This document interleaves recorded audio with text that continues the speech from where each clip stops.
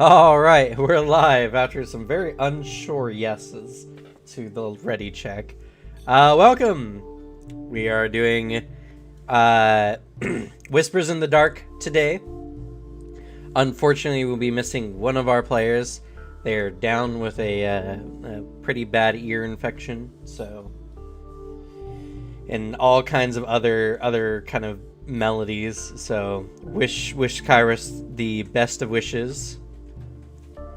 And we'll just have to continue on without them, but hopefully the players are ready to pick up the slack, as today you guys are going to be speaking with the Chancellor of Mendev.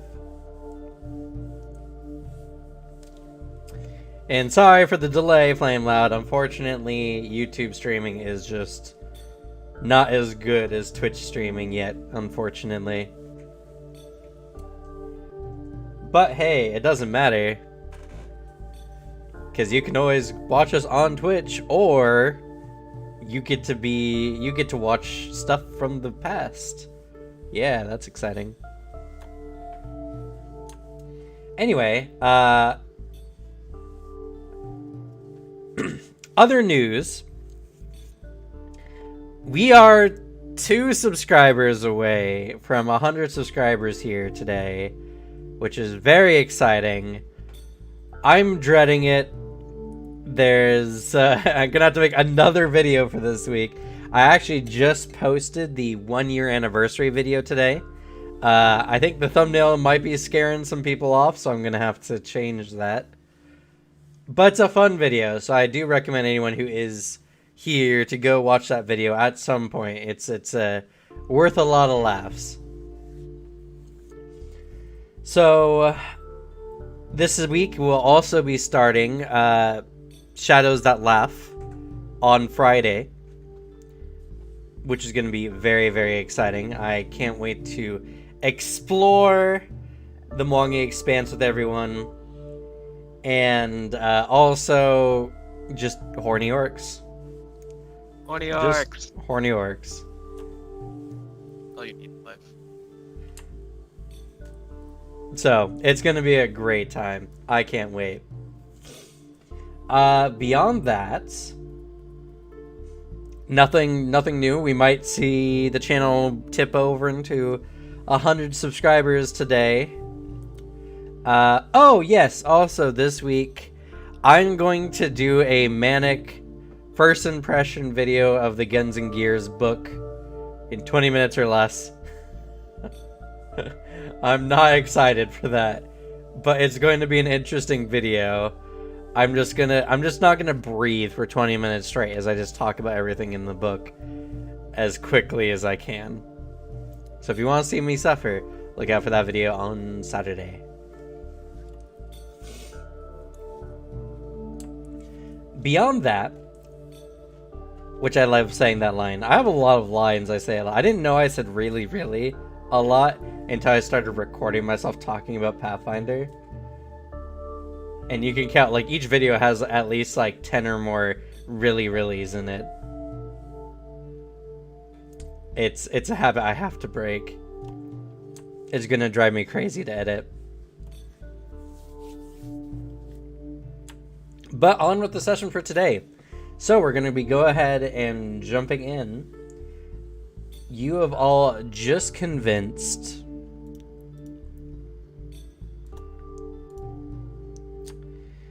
bum bum bum bum. Did I not put his name in the notes? Isn't it Keegan?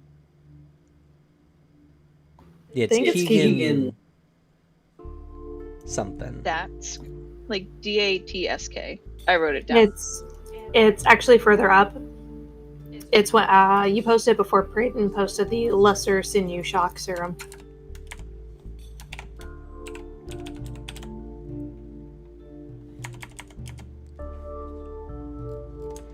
Yeah, I was just a bad DM and didn't put it in the player notes. Granted, you guys can edit these notes and add it in here as well.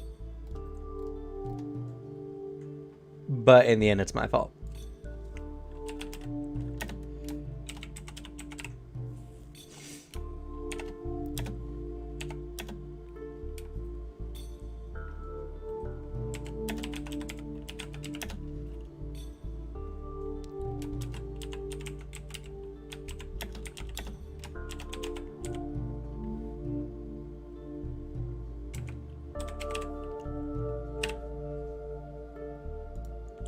Alright, I adjusted. Granted, now he's no longer retired, but anyway. You have all gone in, and after looking around through the proverbial grapevine, as it were, of Nerosian, you guys found out that there was a retired crusader who was unfortunately critically injured in the final push during the fifth Mendevian Crusade into the Sakara Scar, who was suffering from a major amount of depression and was looking to aid in the current fight against Tarbafon by any means, but most above all, for if he could be healed, he would be the utmost grateful to whoever could heal him, as none of the clerics of Nerosian or Mendev in general could do so. Fortunately, you all managed to have a scroll of regenerate available, which is a very powerful 7th level spell, and well beyond what he could have found anywhere really this far north. And after some convincing, you not only convinced him to hand you a artifact that was personally blessed by the Herald of Emodea, but he will also get you in using his connections with a meeting with the Chancellor to hopefully get any other aid or, whatever other kind of boons you can get to aid in this nigh impossible journey of fighting Tar-Baphon, the Whispering Tyrant. Where we last left off, you guys had just severed his spine and then healed it using Regenerate. Healing him of his damaged nervous system and gaining the Radiant Lance, a level 15 magic item of pretty serious power, I might add. And with that, after everything is said and done, he thanks you profusely, and he says that within the week he will get you a meeting with the Chancellor, where you might not have much time, but you'll at least get to speak to her face to face. So, we pick up when you are all leaving the venue, heading back to your inn.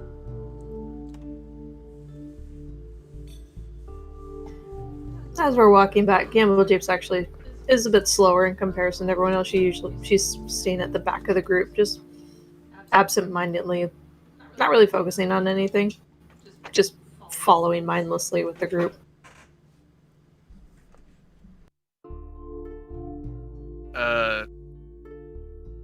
Kyoko's up with Brayden holding the lance. Just, I don't think I should be the one to wield this. She looks at her bracer, goes, "This thing gives my weapons the same rune that this one has. I feel like it'd be better to have 2 of those runes spread out throughout the battlefield." Yeah, I've been kind of thinking on it. I mean, honestly, we could probably have you wield a Gamble Japes. He looks back. I'm sorry, what'd you say? Oh, I was saying, if you wanted to, maybe you could wield the lance. Might be, well, most beneficial in your hands. She looks off to the side and doesn't respond. Just keeps walking.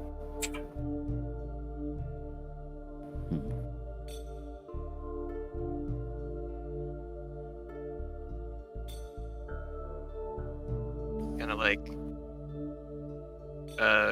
quiet, like was quiet talk to Prey and just, is she all right?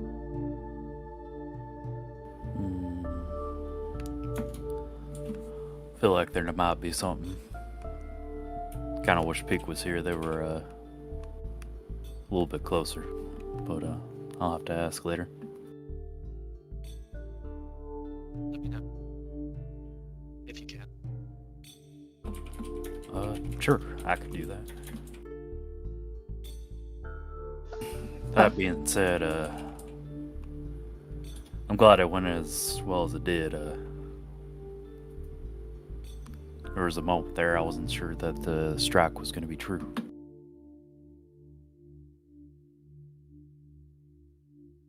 Yeah, it looked like that.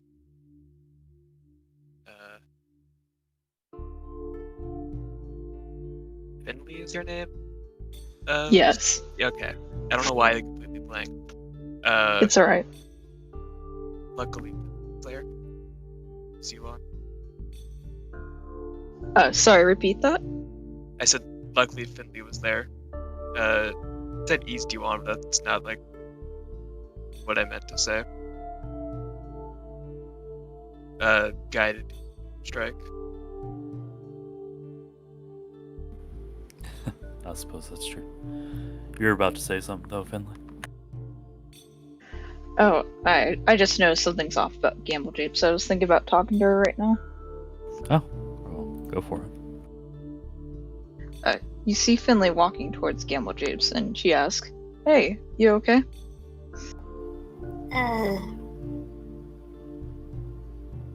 Just very confused. Confused about what? She slows her walking so they're a little bit distanced from the others.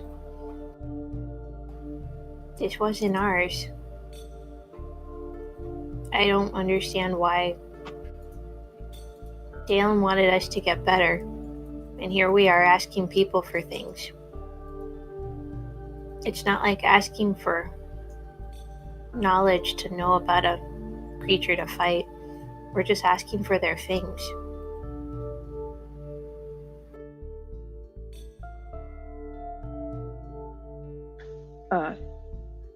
Yeah, I can see why you're confused, but we did give him something in return that he's always wanted. This time. But what are we gonna ask the Chancellor for? We asking for another object? He already said that they've given all they can.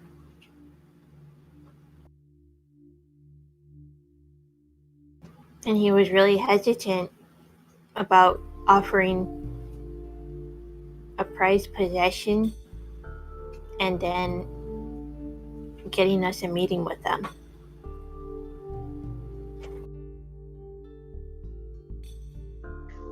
Yeah, I think we wanted to have the Chancellor help us sponsor if there is anybody with any valuable items, but we can check with Praden just in case. And we can talk about it too if you want.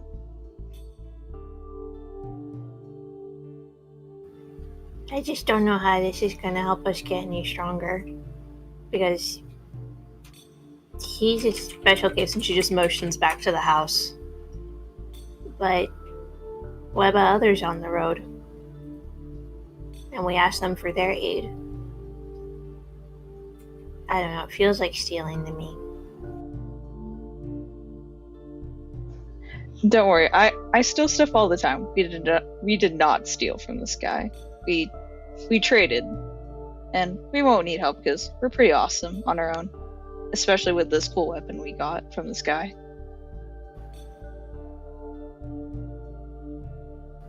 I don't know. That seems more like something power-wise, something Dalen would use. It's not anywhere near any of our skills. Do thieves often rob the most richest person in the city?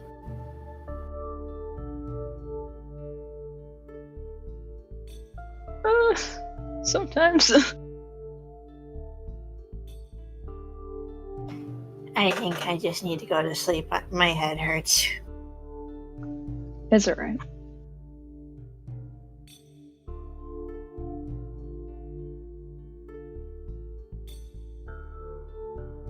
Just see me had to lose something for someone he thought was a friend.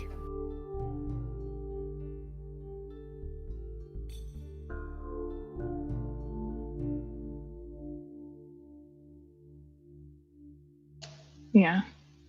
Hmm.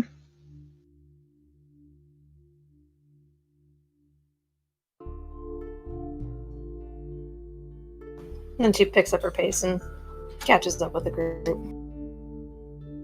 Still keeping behind everyone.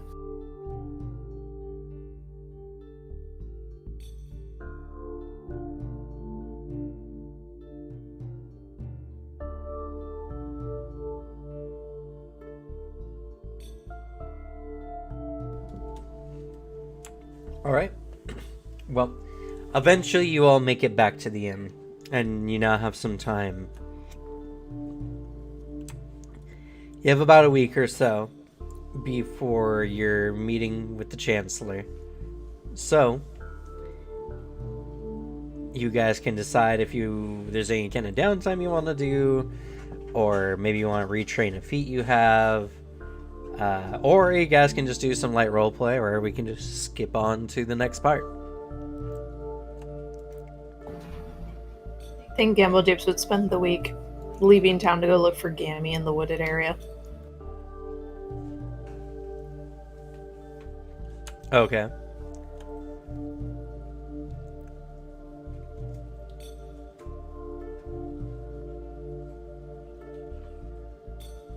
Let me see.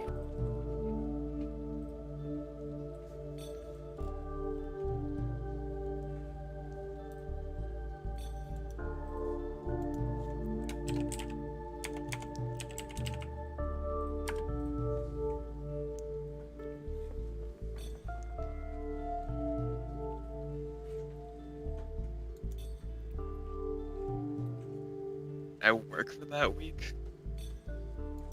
I don't know how like income works. Well, you need to find a job, and typically it's you use some kind of skill you have that they might feasibly have work for. For instance, well, I was just about to say, Neurosian's kind of a big city that imports like everything they get. Most of what you could probably provide, people could sell on the market anyway. Though, you could probably do some hunting yourself. It just kind of depends on the relevant area, what you can find in the surrounding lands, what kind of beasts you might be able to find. It probably won't be the best you could do, but you could earn some money doing it.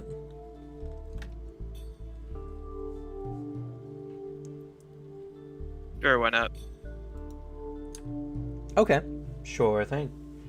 So, normally when you look for a job, you need to make a diplomacy roll to generally scope out the area, see if there's anyone who any kind of tips on a job you can find. But since you're going out hunting instead, you can make a survival roll to see what your prospects might be.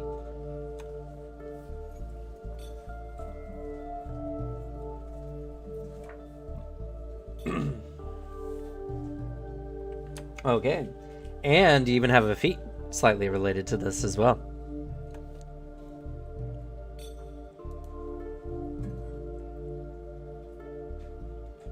Forget. You tried using it before. Survey wildlife? Yes, I'm not sure if it's exactly relevant, but it definitely probably helps. If you could ping it for me.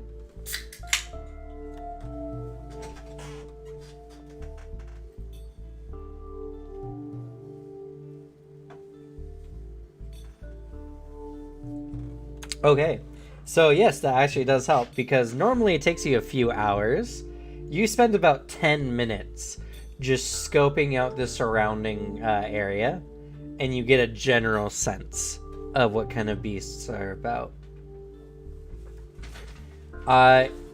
You don't find all too much impressive prey. You could probably work you could probably earn an income at a level 5 level, or a 5th level. I don't know how to say that in a very coherent way. But on the earn an income table, essentially it'd be a 5th level one, which is not the max you could do. You're 9th level, but unfortunately the surrounding wildlife just doesn't seem to be able to provide, as it were. God damn it, Gammy. Oh yeah, shit, there's Gammy too. I didn't even think about that. I'm not gonna worry about it too much. I don't think she's hunted it out all that much.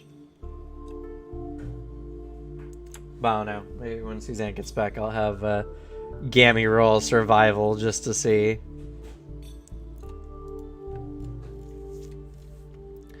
What is your proficiency in survival? Expert. You earn an expert. So, you could earn about a gold piece a day doing this. Money's money. That's fair. Money is money.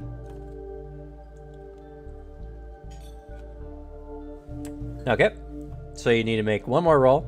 The DC is 20. Survival? Yep.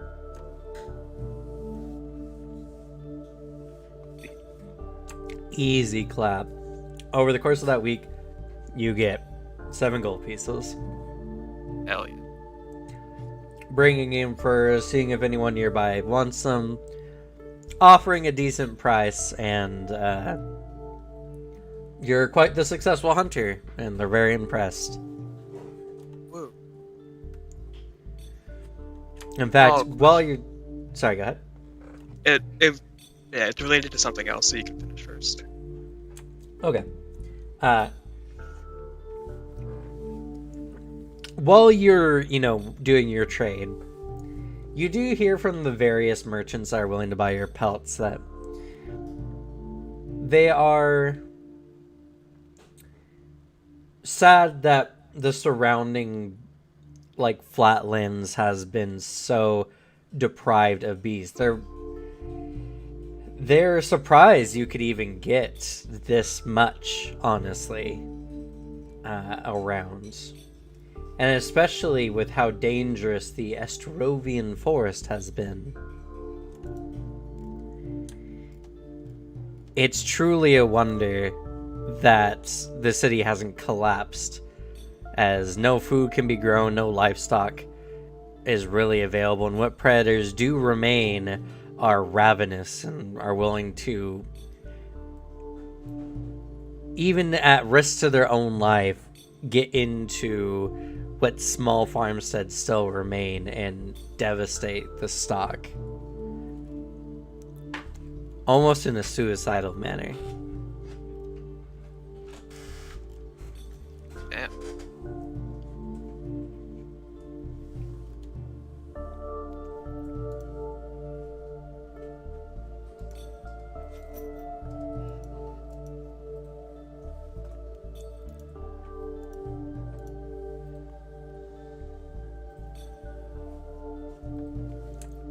So that's what you get over that time.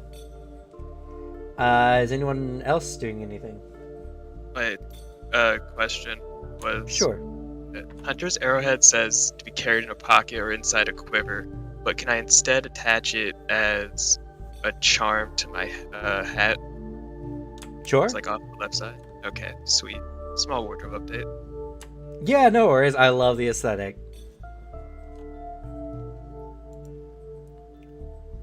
That's all for me. Okay. Well, anyone else do anything during the course of that week? I don't have any feats that I want to change around. So,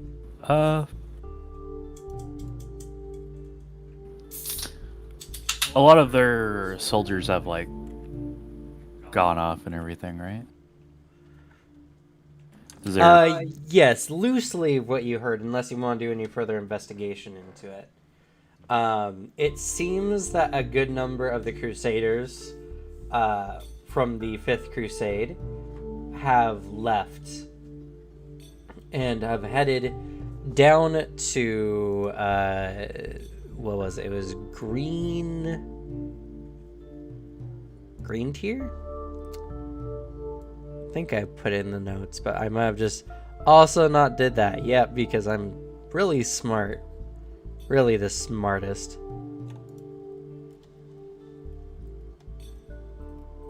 I'll find that here in just a second. I think I wrote it down too. Let me double check.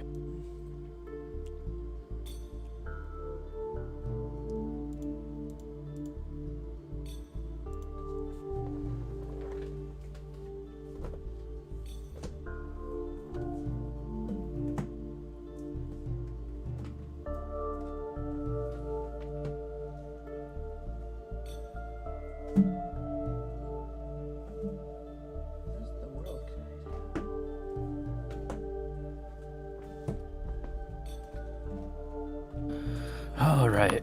The Crusaders of Nerosian have gone down south to the River Kingdoms and even further to the Keonin below the Broken Lands in a place called Greengold. Green Gold, that's where it was, yes. I think I recorded that.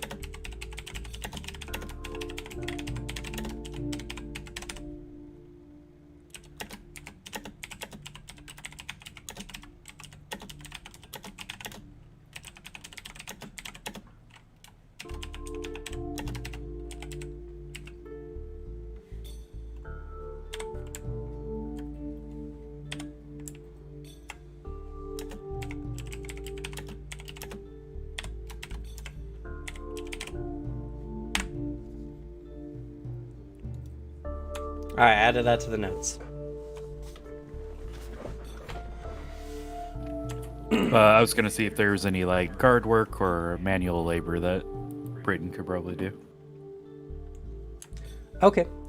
Go ahead and look around. It'll be a diplomacy check.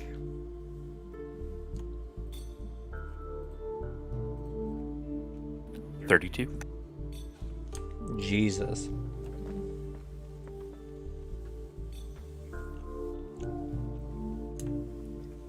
As you're looking around and you're kind of asking about if there's any kind of aid one can provide or such, you do meet with a group of a mix of town guard and some of the Crusaders remaining. And apparently there is a group of demons not too far from Nerosian hiding out like in a burrow. And they're not quite sure of their chances when it comes up to this.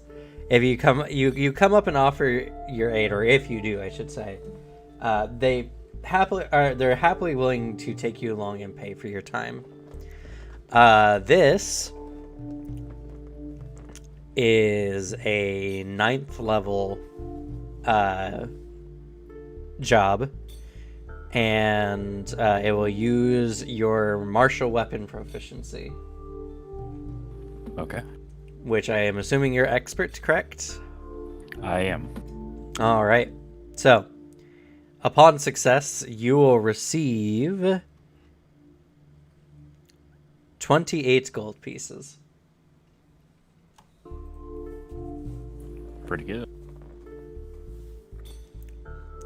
So doing so, I need you to make any kind of attack roll. The DC is going to be 26. Okay.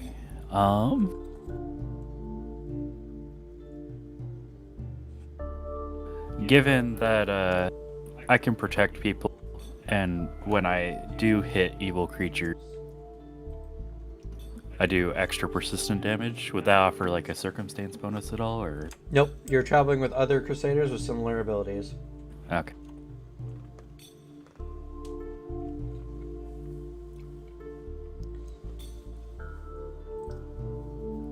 $31. Success. You prove yourself an asset in the battles, and once everything is said and done, they all kind of nod and thank you so much for your assistance. They offer that if any other work is around, you're more than free to come to the the battle districts.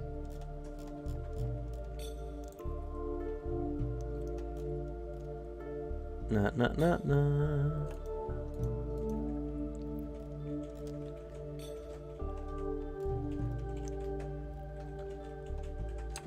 Different websites have different information.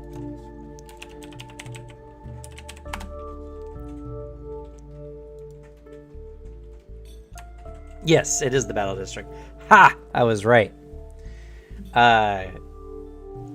You're free to come to the battle district anytime and offer your aid. So whenever you're in Nerosian, you can reliably get up to 10 or your level, whichever is lower, in guard work.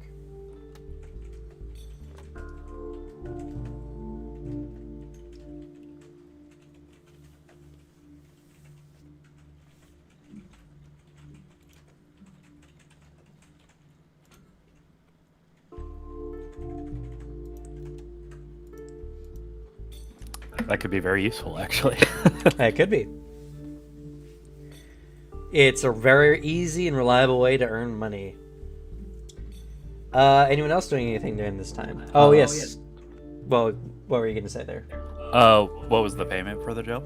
28 gold. Okay.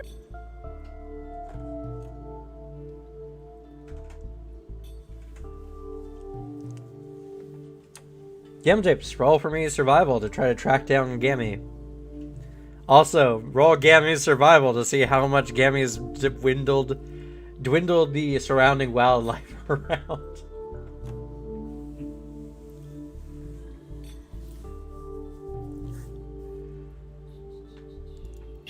Don't have anything for survival for Gammy. The only thing I've got is intimidation for her. Then roll perception.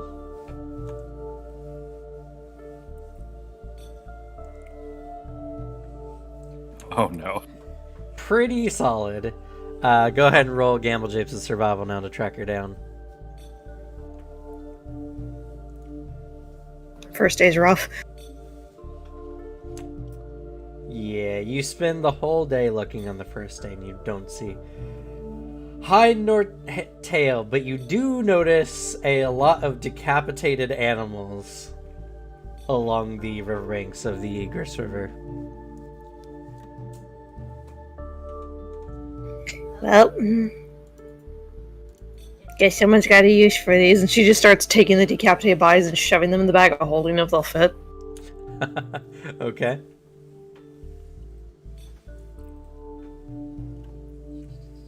Grim. 23 for the second day. Okay.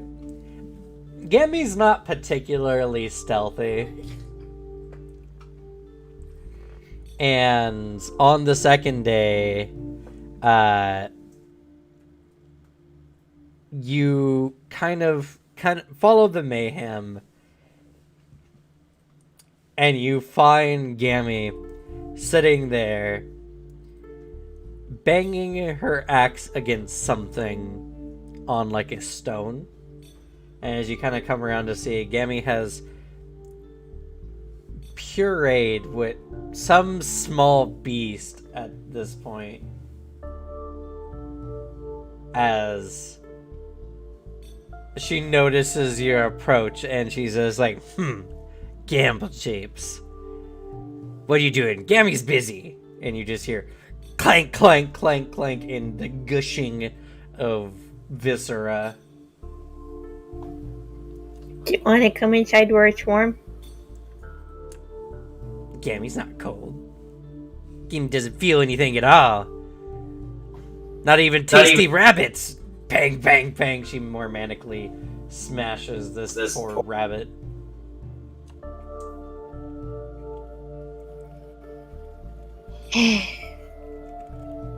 We got a shiny lance. Good for you guys. Has nothing to do with Gammy.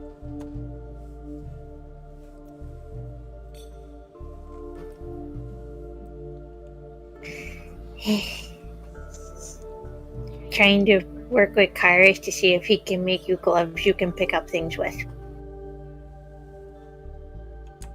She stops with a noticeable squelch. She turns to you. Gimme! She holds her hands out expectantly. It's not ready yet.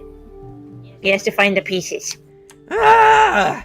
Then why'd you bother Gammy? She turns and just like it looks like she's attempting to pick up the goo to throw at you and is unable to do so. It's just making her more angry and depressed.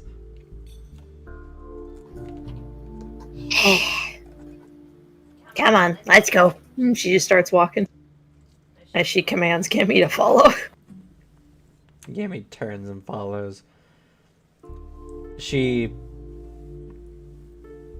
seems like at first she's trying to like dig the axe into the ground to like stop her from going, but it only threatens her grip on the axe more than it stops her legs, which are no longer in her control. So she eventually stops resisting, though she does carelessly drag her axe along behind her, making a nice winged groove in the ground, falling behind. So I'm curious, out of the chaos and mayhem, about how many corpses did I pick up of animals? You got 20 days of rations. Okay. Oh, we don't need to worry about food. They are terrible. They were kind of left to rot.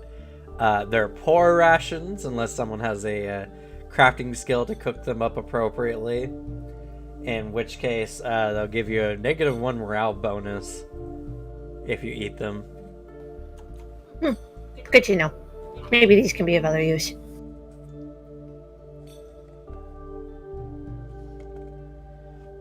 All right.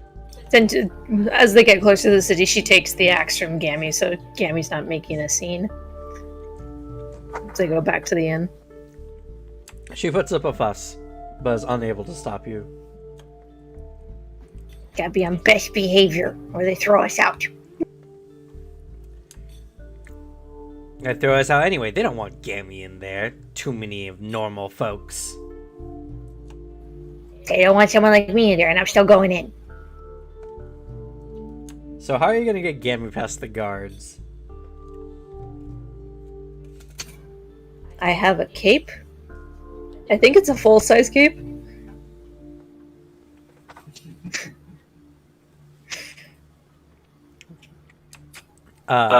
You can't put it on her. She can't hold it. No. Gamble Japes is gonna make like a tent with her arms holding the cape closed and tell Gammy to stay under it. Okay. So you look like a little teeny goblin umbrella trying to sneak into town. I guess roll for me a stealth to get past the guards without them asking you a question.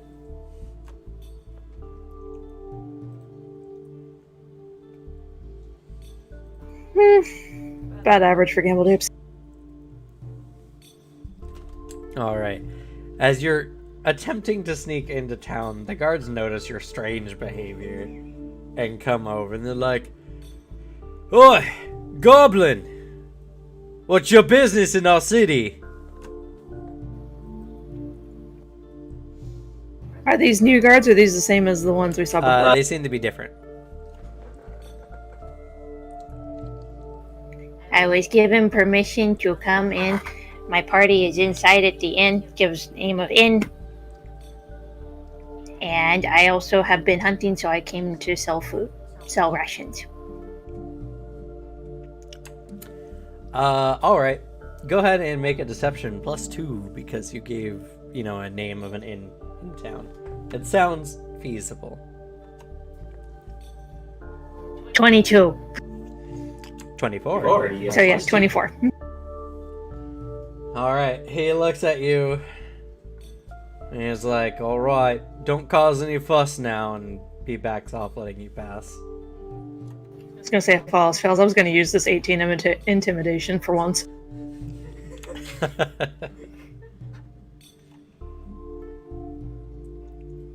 And she smuggles Gammy this way all the way back to the inn. A lot of people notice you as you're just kind of just a much more like flared out Dracula walking through town.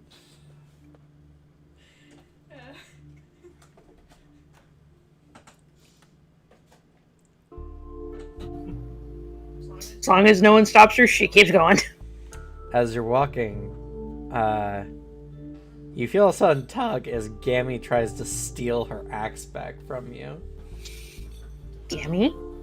Hands off. No, it's mine!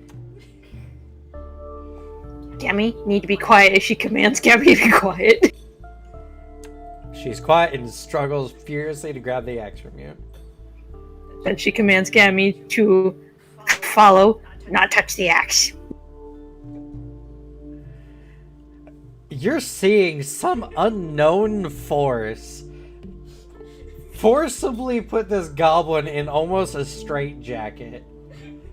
As her arms are pinned to her side, her mouth is like so shut in appearance.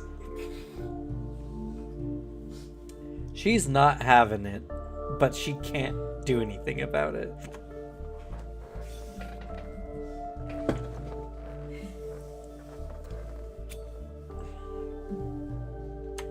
So, I'll paint the image for everyone. The inn door opens. The innkeeper looks over. Count Chocula the Goblin comes creeping in through the door. Bow-legged, walking around, almost in an umbrella shape. And as he's kind of, as Gambletape is kind of moving through, they're just staring. Do you say anything to them, Gambletips?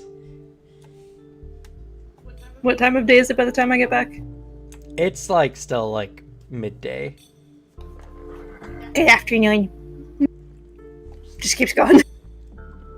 So, Crab walking through, just good afternoon, keeps going. And the innkeeper doesn't even reply. They don't know what to do in this situation. They can only just helplessly watch as you then begin to awkwardly crab walk up the stairs. And they think for a moment they see tiny ghostly goblin feet. But it's not enough to like say for sure. Or they just saw something and you leave the poor innkeeper looking utterly confused.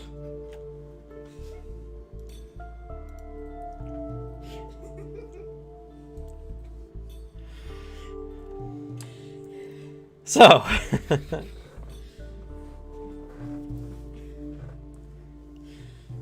you get Gammy in, finally. Anyone else do anything over the course of that week?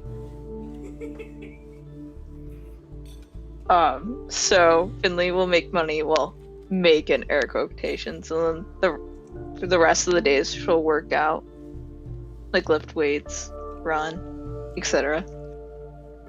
Okay. I have a question. While you're making money, quote unquote,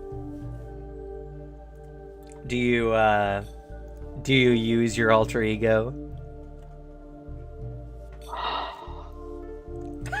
Hell yeah. Excited gasp.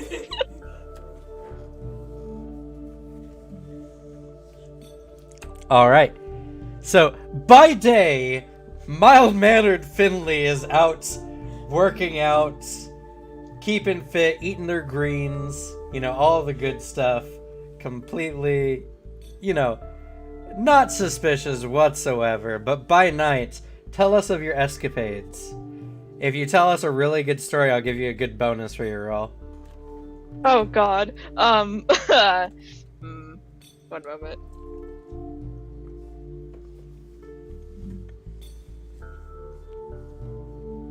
Well, so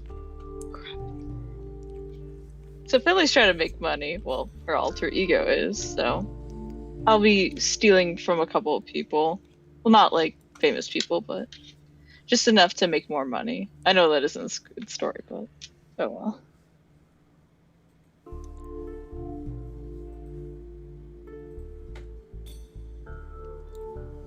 All right. So, what do you do? Tell us the process. Tell us about your outfit. So with the outfit, it's all black. I haven't looked at this in a while. One moment.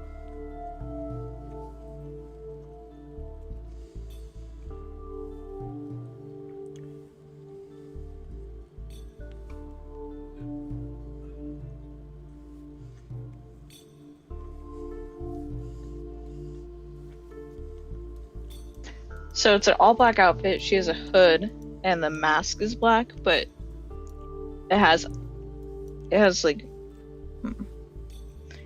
it's almost got like a chisel where like the between the jaw and the cheekbone structure on both sides. And yeah, and the outfit's all black. Even the mask. Okay. So after you put it on in your room at night, how do you go about doing this? Okay, I know Gamble Chips is in the room, so I will open when she's asleep and when Gammy's asleep, of course, I'll open the window if there is one, and I'll climb on top of the roof and to get dressed. Okay. Roll a stealth check for me, please.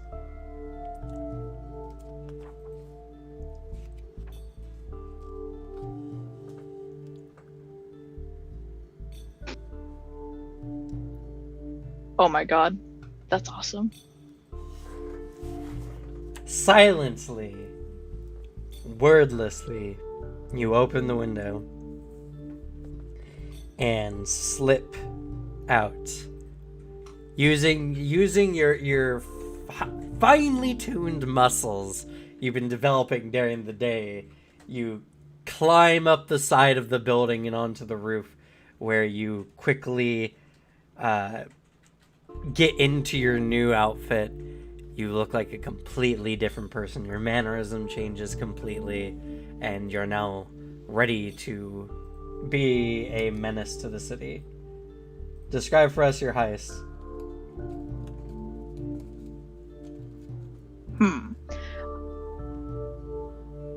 Well, I will be breaking into not someone super rich, but like that has a little bit of money, because I don't want, well, yeah, and I'll sneak through the window and try to get as much stuff as I can. Okay, so as you're casing houses, you look around to see one of the best ones. Roll for me your choice of society or perception. See if you can find a my- good house. My perception's a lot better than my society, so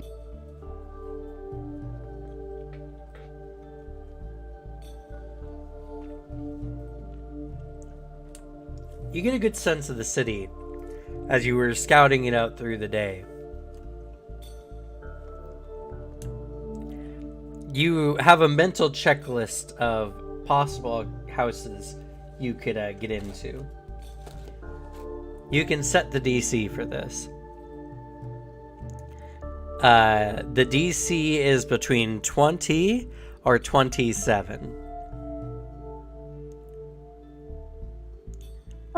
how about 23? 23? Alright. You feel, looking through this out, what is your thievery proficiency? Now it's a master. Or master. Master.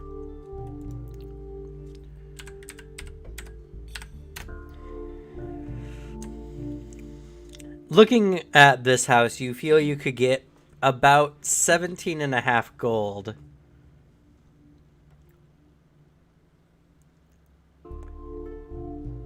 There are more fancy looking houses, but they'll be a lot more dangerous. Out of game, you could up the DC if you want to get even more. Oh no. Well, I'll up the DC just in case. You're gonna up the DC? What are you up in the DC to? You said 20 to 27, right? Yep. How about 26? 26. Looking this one over, you feel you could get 28 gold pieces out of it. Sweet. I'll take that and I'll be done for now. I don't want to be I don't want to get caught yet. Okay, that's fair. Go ahead and make a thievery check against a DC 26. Oh, you're sneaking through the house. You pick up some bits and bobs, some expensive looking things. You nod to yourself, thinking that you're making a good haul. Suddenly a door opens. You dive into a nearby closet soundlessly. Individual seems to walk by and go into a nearby bathroom. You wait for a moment. They seem to be going a very strong number 2, and you feel confident that this is adequate enough for you to sneak on by. As they currently rip ass in the bathroom, you sneak out with your loot in hand, out through the window, and they're none the wiser.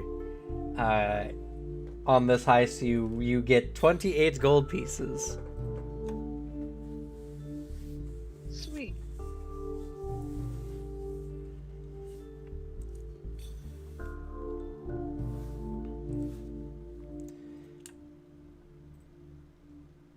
And yeah, you get back, and that's all we got. So, I think everyone has done something now at this point. Towards the end of the week, you all get a missive in the mail saying that the Chancellor has a brief 30-minute window to see you all.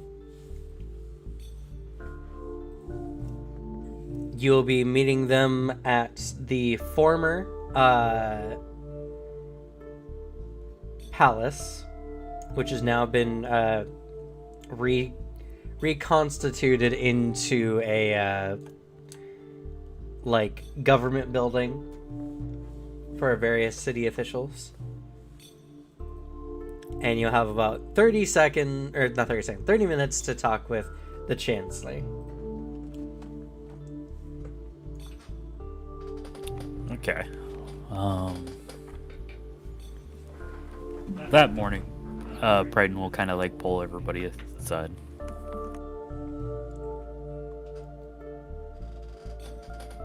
And look among them. Unfortunately, Kyrus isn't here, and this was kind of Kyrus's big idea. But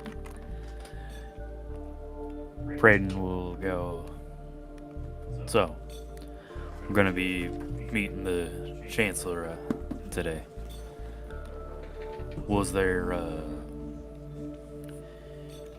anything in particular that we wanted to ask for in this instance, and what we could offer them?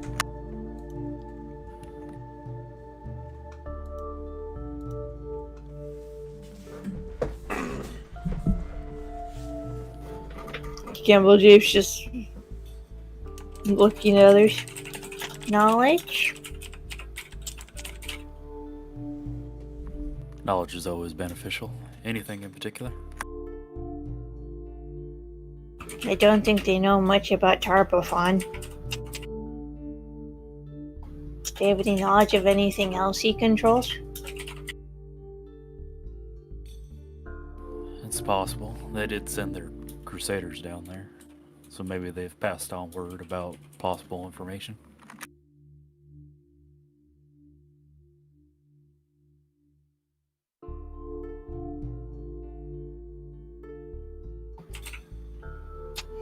Okay. As for what we could offer,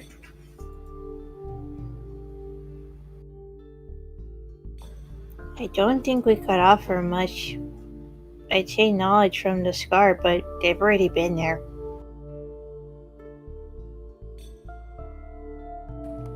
That's true. If I remember correctly, they're probably the best prepared for the Scar. She starts to open up her mouth for her next question. She's like, Tammy, stop hacking at the leg of the bed!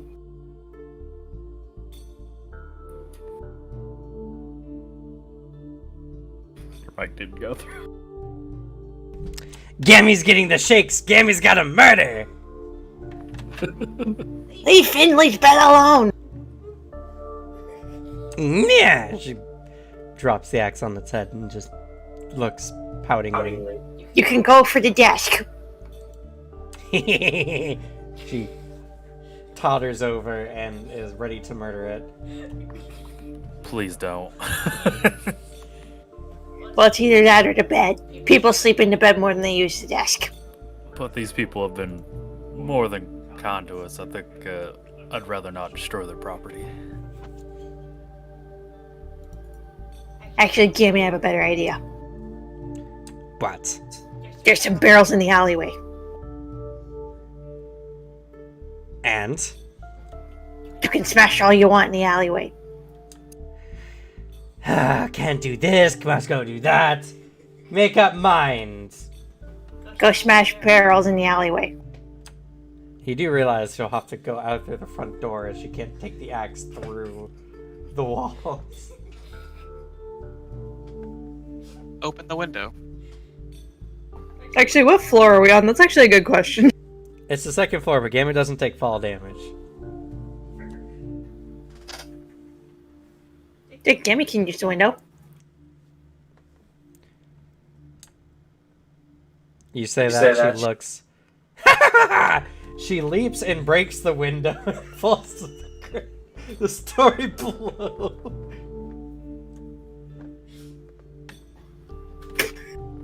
Kraden just grips his brow. Just like, all right. That's what we need to be paid for. 2 gold pieces. Gamble James hands over the 2 gold to Braden.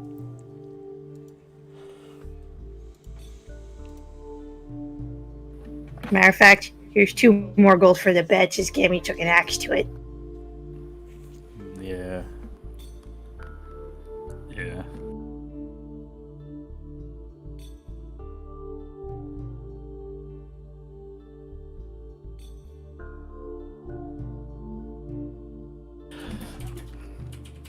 That aside, how about you all?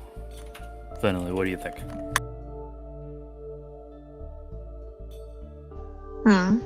Knowledge would be helpful for advice to see where other kinds of awesome weapons are, and then to help her out. Anything requiring to kick butt, we're pretty good at. We're pretty good at kicking ass. That's fair. Maybe some rumors of some like lost evil slaying weapons that we might be able to get. It's not bad. How about you, Kyoko? I missed the first part of this conversation. I don't really know what we're talking about. Oh, Praden pulled everybody aside to ask them what we want from this meeting and what we have to offer. Just so that we have like a general idea of what we're doing before we actually end up there.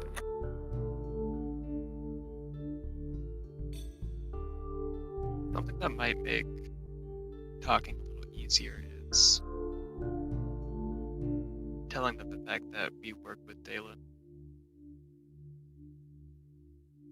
That might make them much more willing to help us. That is possible, though. We'd probably need to know the nickname he would go by around here if he has even been around here before.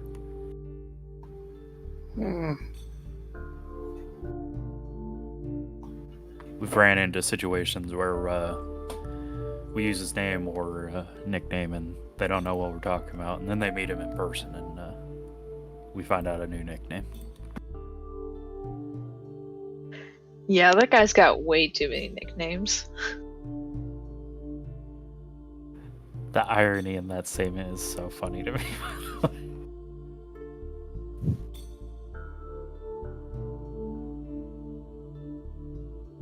That's fair. Is that why you didn't bring him up with... I've already forgotten. The dude we used to regenerate scroll on? Keegan Dask? Yeah. Is that why you didn't bring him up with Keegan? It's more that I don't wish to always drag his name up, I suppose. It's kind of one of those things, like, he's kind of sent us on this journey, and he's our mentor for sure. And when we're in a really stuck situation or might need a hint on something, he's good to contact, but I don't know. It just, I suppose it feels wrong to just, kind of drag him up every chance that we get, you know? That's fair. But dealing with entities such as Tarbafon, kind of pull out all the stops. Yeah, I suppose that's fair. Could open up a dialogue. Granted, we only have 30 minutes to do so in this instance.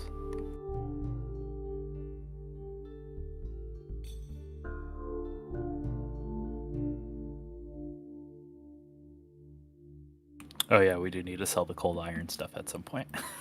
That's all, before I forget. Yeah, we already did the stuff for selling, I thought.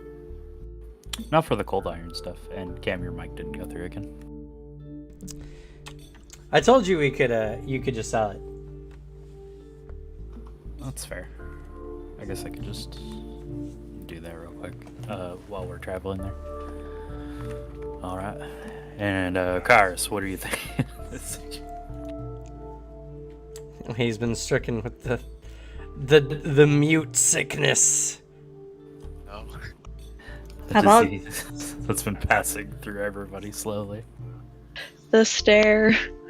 The stare. Of all days for Kairos to get a head cold and lose his voice. Shame. Guess you're not talking to him. Probably should move on. Hey Kairos, do you want chicken or beef stew?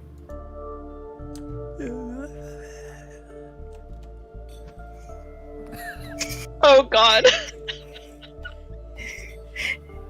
Got it, you want boar. Got it. Please continue.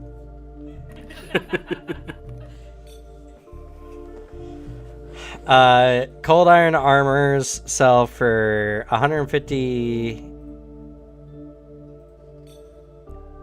Let's see. They sell for 600 plus 60 per bulk.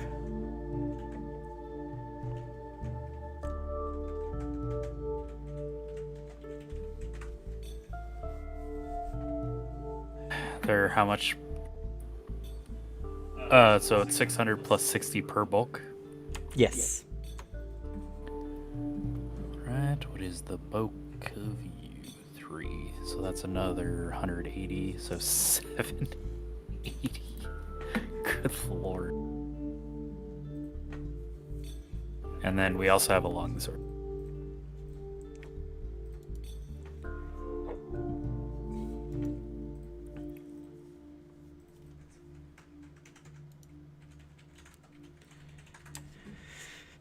For weapons, it's 880 plus 88, or sorry, it's 440 plus 44 per bulk.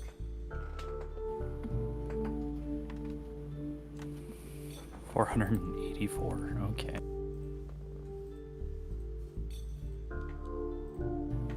God damn, those are expensive.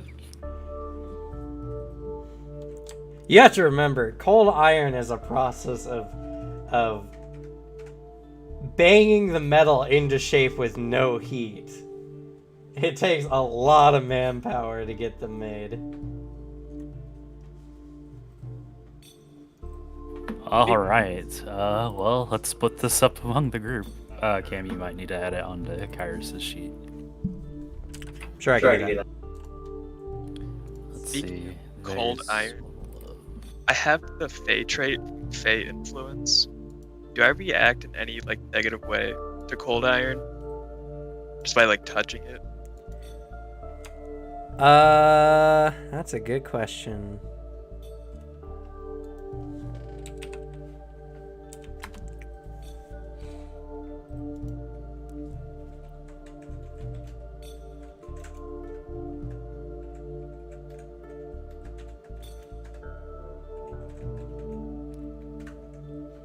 Everybody gets 252 gold pieces and 8 silver pieces. Wait, 252, right? Correct.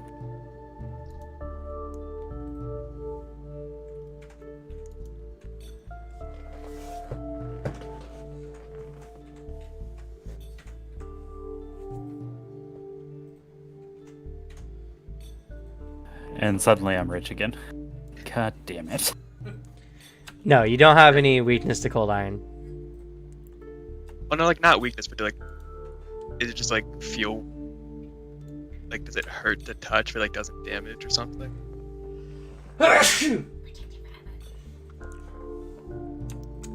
Not inherently. Being only partially Fey, it doesn't seem to have a strong effect on you. Though, as you touch it, it feels off. You don't know what it is, but the metal feels like it's not real to you.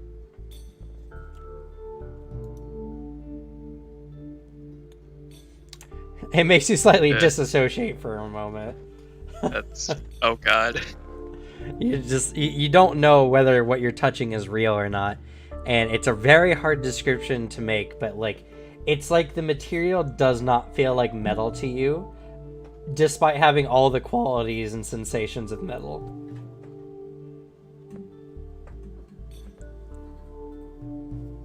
Made of cake to me.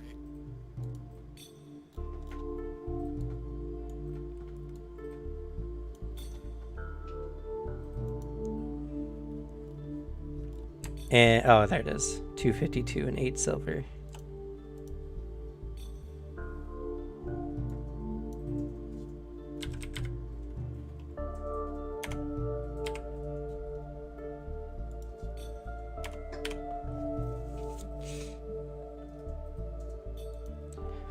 All right. So that is done. Anything else you do to prep for your upcoming journey? What are we gonna do with this ingot? And she just pulls it out of the bag of holding. What was it? We have a cold iron ingot. Oh, figured we could keep that around just in case we might need it for like crafting or something. Or at least that was the thought process behind it. No, okay. And just throws it back into the bag, and you hear the clang as it hits the bottom of the bag. You don't, because it's a bag of holding. She makes the clang sound, so it sounds like it hits the ground.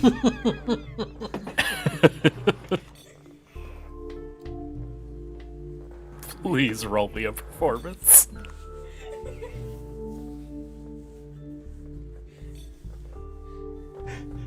Dropping it in, not hearing any satisfying noise. You just go clang! And drop the bag as if it hits in the bottom.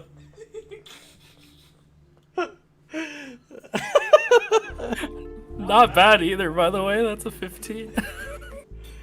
It's an obvious pantomime, but you did it adequately enough where everyone understood what you did.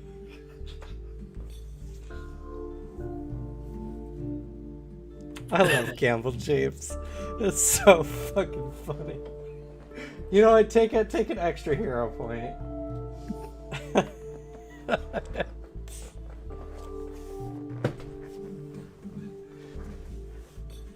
Fantastic.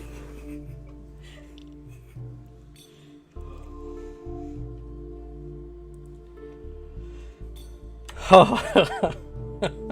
All right. Anything else before you all take your trip?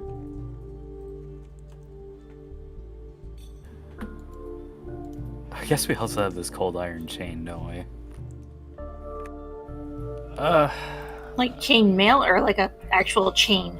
It's the chain that was hooking into the demon that was keeping it from, or kept it from passing on, or vanishing to the next plane.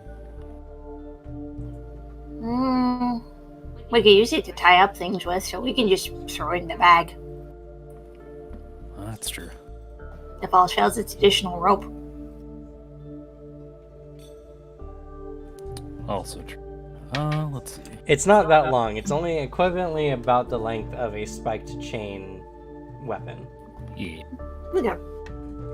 So about 4 inches of chain, I believe, is what it says. I don't think it's 4 inches.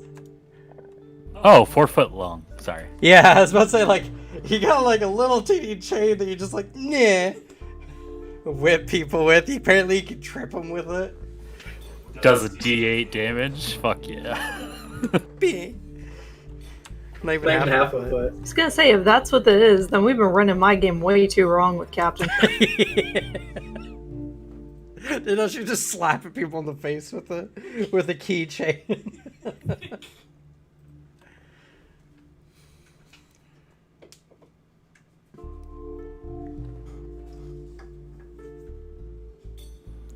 Let's see. But yeah, we could throw it in the bag. That would alleviate some of Prayden's inventory. Okay. I guess to get ready, Gamble Japes puts on her high fashion collar. Just gotta look good for these humans. Are you sure you can move around in that thing? It's fine, you're a pop of a seam. Oh god. I can't tell where that was. Can you look? I feel like, I don't know, maybe when we're all done with this, Kairos might be able to make that more comfortable for you. Might be a good idea. The people at the tailors wouldn't stop laughing as they were making it fit.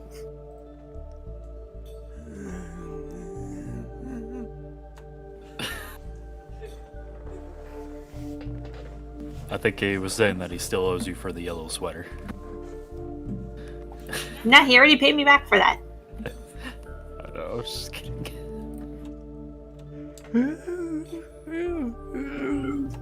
Iris, shouldn't you be eating the soup? Anyway.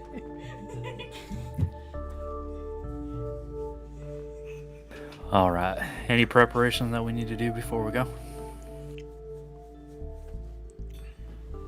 Should I bring Gammy, or should I leave her?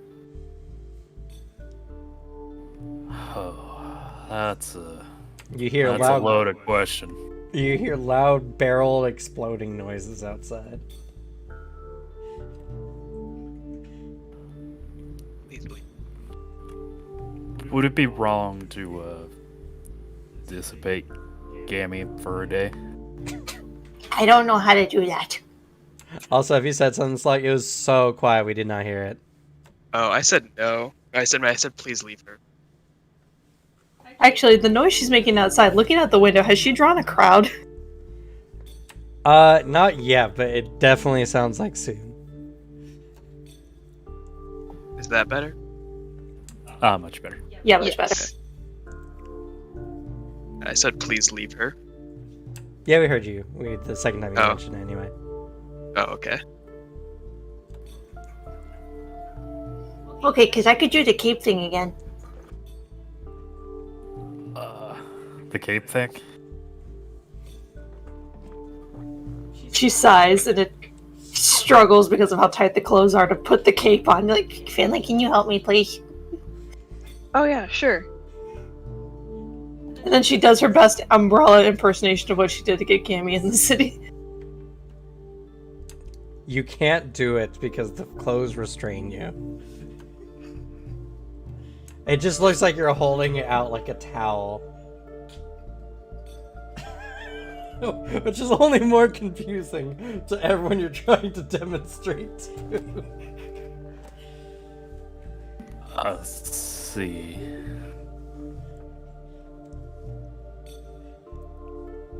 Probably best to leave her. Technically, the best one would be to dissipate, but I understand that that process tends to be a little violent. So Yeah, I don't know how. I take this thing off and on and it doesn't stop.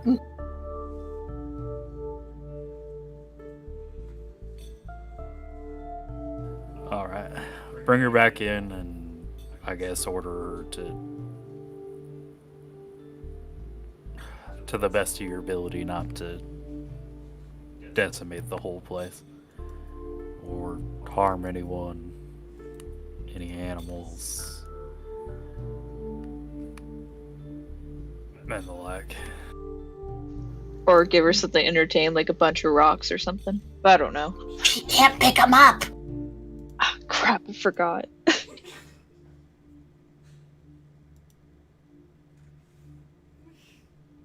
We could just leave her. Crashing of a barrel noise outside. It keeps her happy. And we don't have to pay for the damages.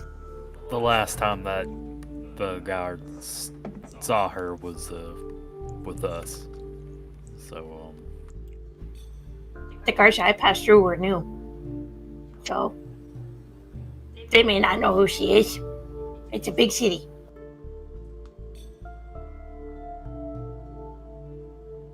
I have a feeling that's not going to be the case. But if you're 100% sure, yeah. If all else fails like Dale and Proof, she comes back if you destroy her, so. Eh.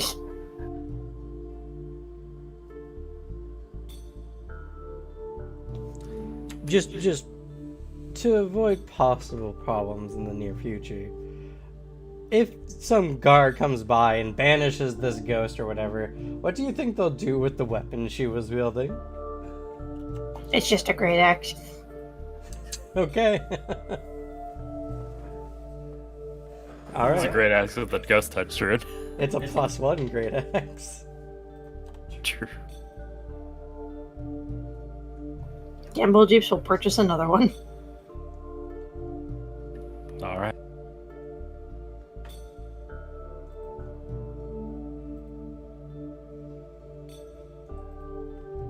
Okay. So, y'all get ready to head out to the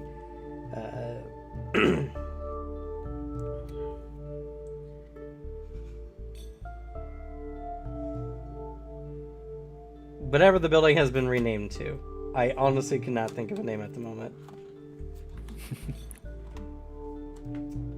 The Office of Mendevian Affairs. There you go.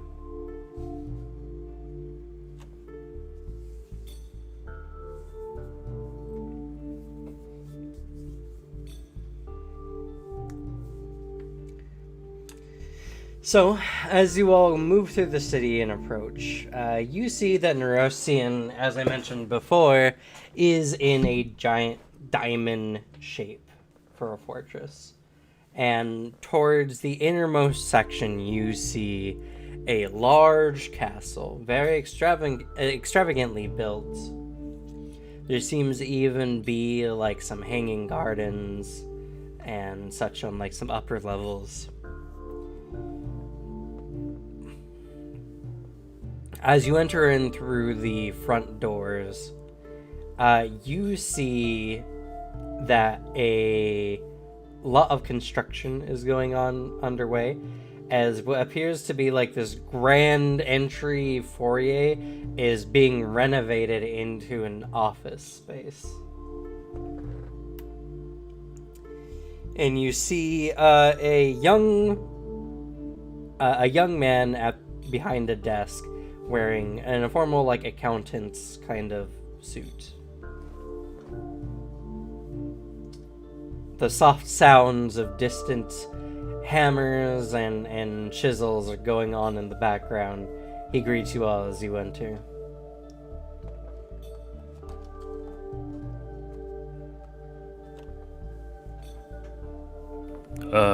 Good evening. We're here for the 30-minute meeting. Oh yes, the adventurers, under recommendation of Crusader Dax.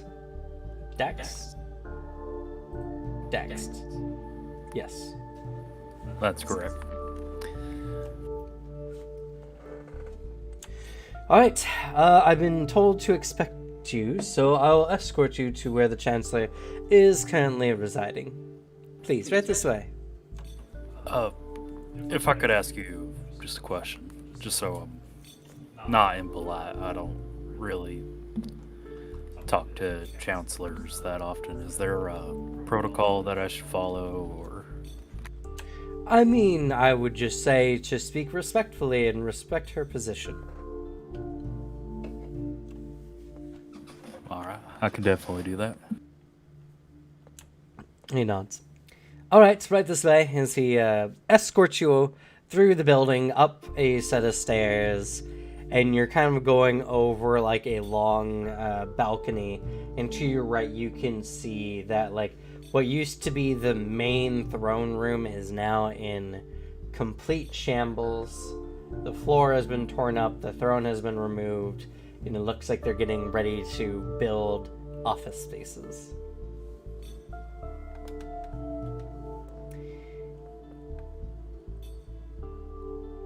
Escorting y'all to a on the left wing, he opens a door that seems to open up into a large kind of like office space.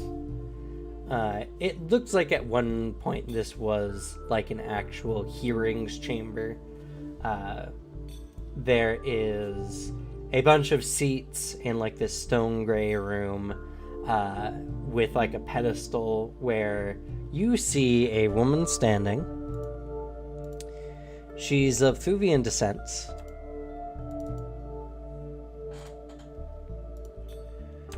Not too particularly old. She seems to be maybe in her late 20s. She is currently wearing an amulet of the Dawnflower. Or no, not the Dawnflower. Of Amadea. The... Crap, what was her moniker?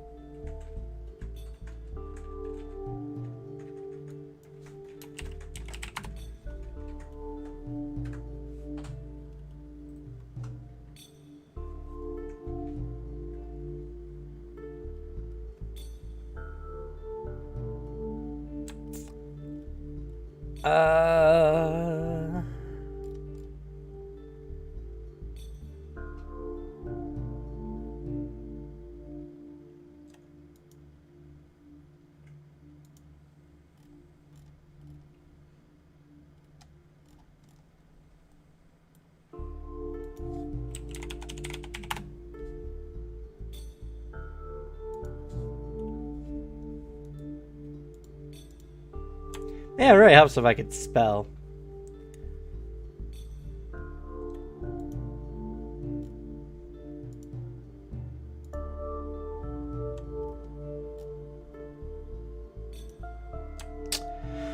Hamode, the Inheritor. Oh my god, there we go. Goodness gracious. The Inheritor. Around her neck. She all greets you with a well polished and respectable half bow. As you all can enter into the room, and the attendant closes the door. And she turns to speak to you all.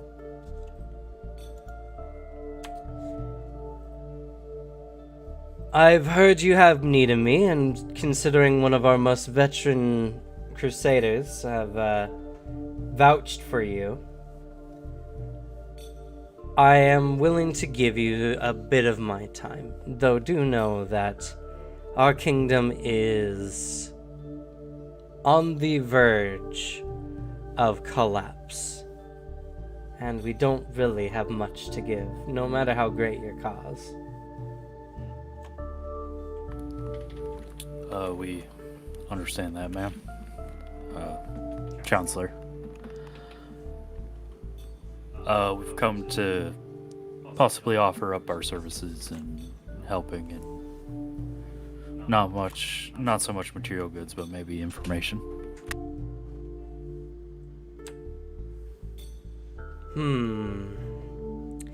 I've heard of your work, she motions to you, Praden. Some of my crusaders have said that you've recently helped them with a den of demons that was causing us some trouble. Yeah, was good working with them. They were good men. I was thinking of looking out for you and offering you a position amongst our guard. We could offer you a decent salary.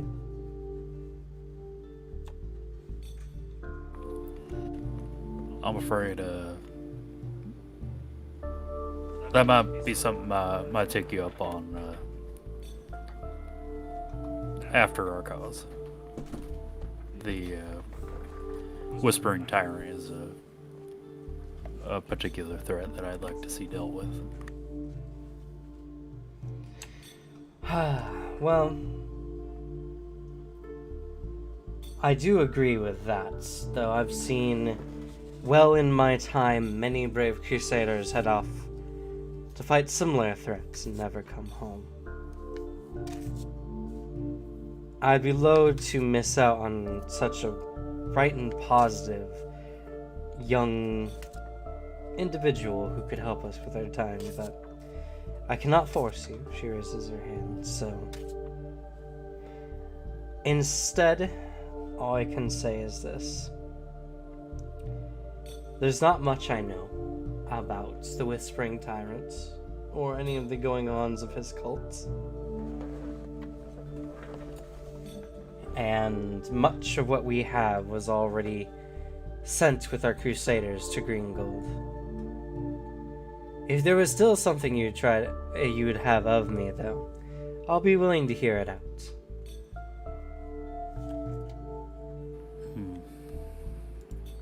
Well, one thing that we were considering is maybe possible locations of evil or undead slaying weapons that may have been lost.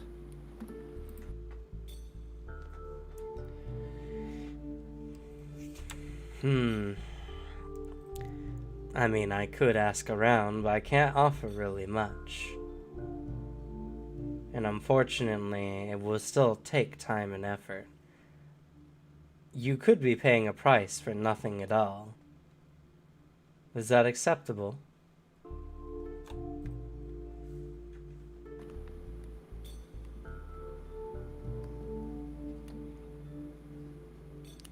I'd say so. Our main goal is to get stronger in order to fight the forces of the Whispering Tyrant, so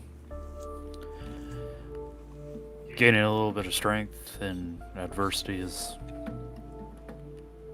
never nothing.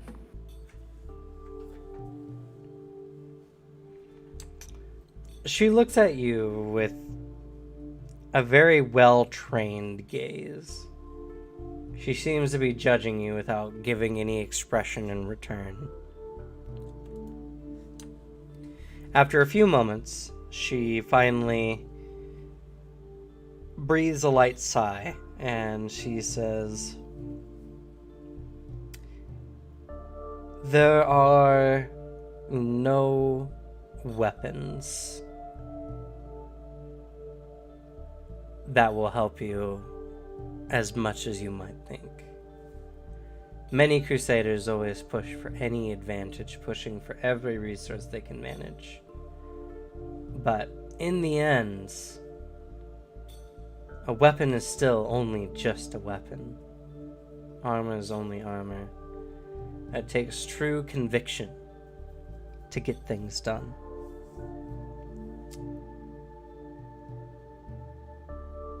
I have to say that much of my conviction nowadays is dedicated to Mendev and to stabilize a country that for over a century has been functioning purely on the donations from other nations.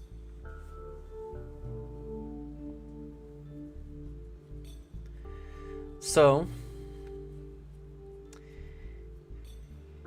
there is something that I can offer, though I don't know really much about what it could be.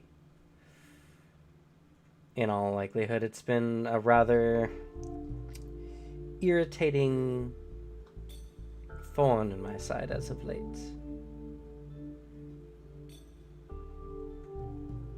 Though, yeah, it's better to show you. And she kind of moves past you and kind of guides you out of the room. You kind of follow her for about 15 minutes or so, walking through the various halls of the castle, much of which is not under renovation. It's a very large estate, and even what they're doing right now is only taking up a small portion of it. She leads you down to what appears to be their reliquary, as she nods to the guards to open the door. And inside, you see a variety of locked chests, as well as various statues depicting angels. She stops before a glass case that has been set upon a marble pedestal. And inside this glass case is a strange curved sword that has almost hypnotic patterns in the metal. It has a slight bluish tinge to it, a somewhat almost demonic looking guard with a ruby encrusted into it, and a wine tassel tied to the end of the sword.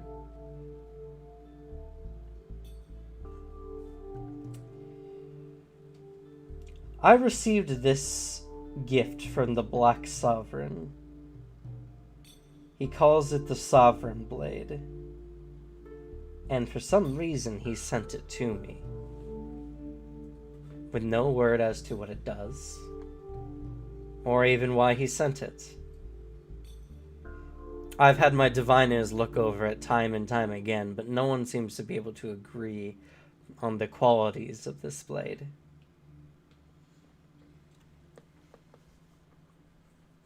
Do we have any idea who this person is? Yeah, is there, do we know of the Black Sovereign? You all can make a society roll. Iris, please.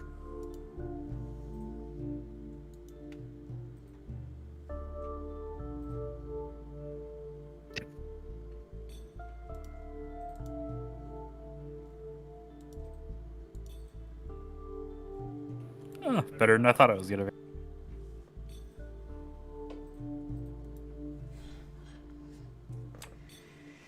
You know, I'm running out of excuses how Finley knows all this stuff.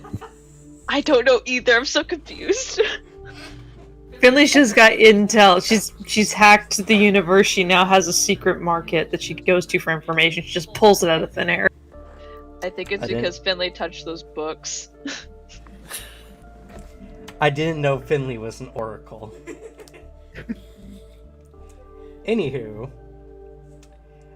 yes. Finley, you've heard of the Black Sovereign. To be fair, there is a particular drug that has hit the market that was very solemnly found in Absalom. But when it did hit the market, it was always bought out quickly. Very high quality stuff. The drug in question is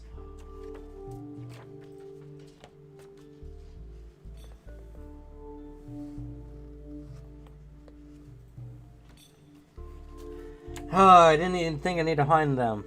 Drugs today, but here we are.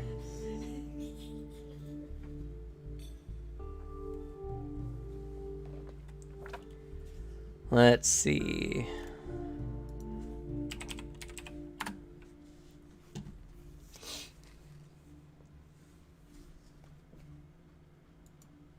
You said it was from Absalom, correct? Well, no. The drug itself was found in Absalom very rarely, but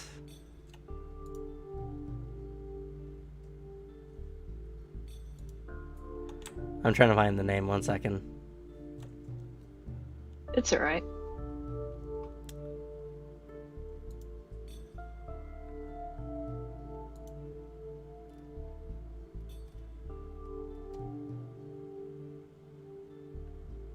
Ah, yes. The drug is called plasma hype. It is found and manufactured in Numeria. And it was rumored that at one point the Black Sovereign was neck deep in serious drug addiction and taken over by an organization known as the oh god, I was not ready for this lore today.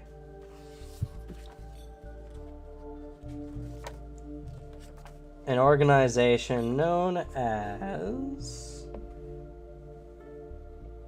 the Technic League.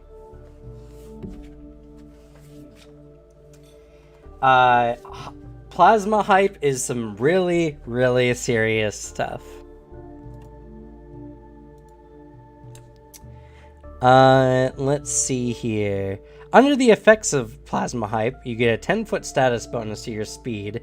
You gain a quickened action to step, stride, climb, or swim. And if you take too much of it, you become drained 2 and stupefied 2.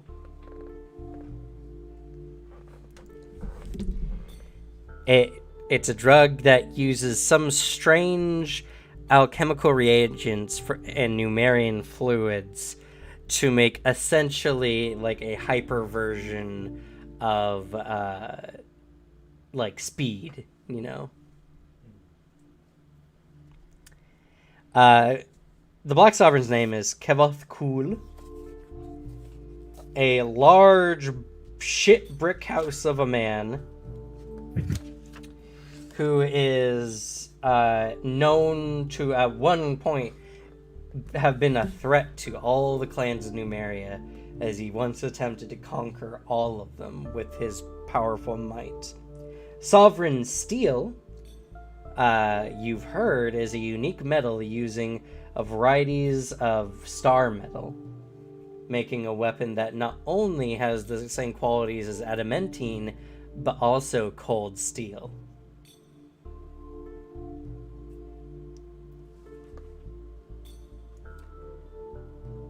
So yes, that's who the Black Sovereign is.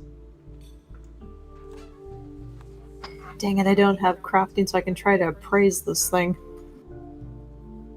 I think about it. I think we were also told information on the Black Sovereign from the,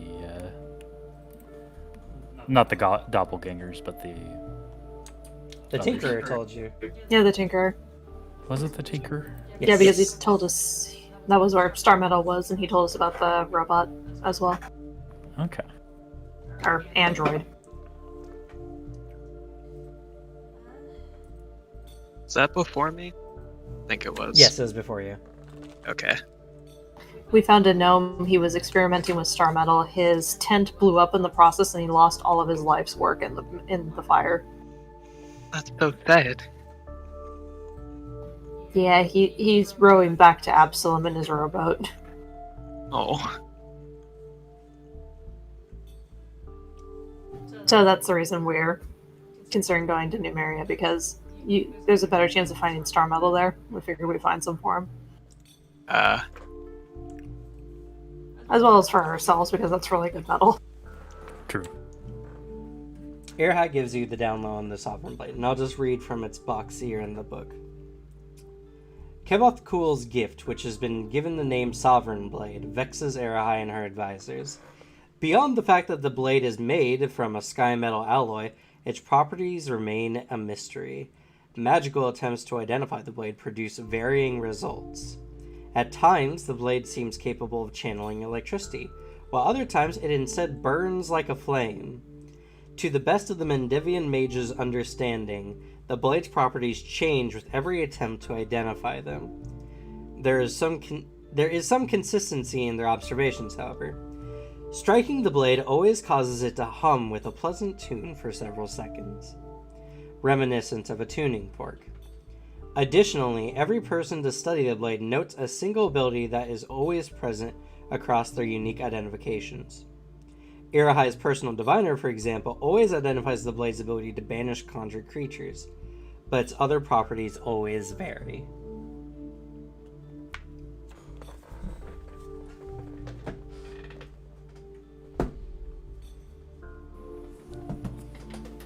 That is, huh. Honestly, she exasperatedly sags, as this seems to have been something that's been causing her issues as of late.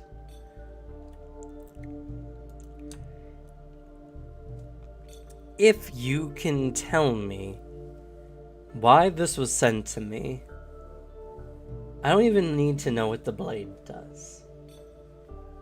But if you can tell me what Kevoth Cool or the Black Sovereign's intent is behind sending this to me, I will gladly give you this blade for the answer. Granted, that's no small task in itself. That would mean asking the Black Sovereign himself, after all.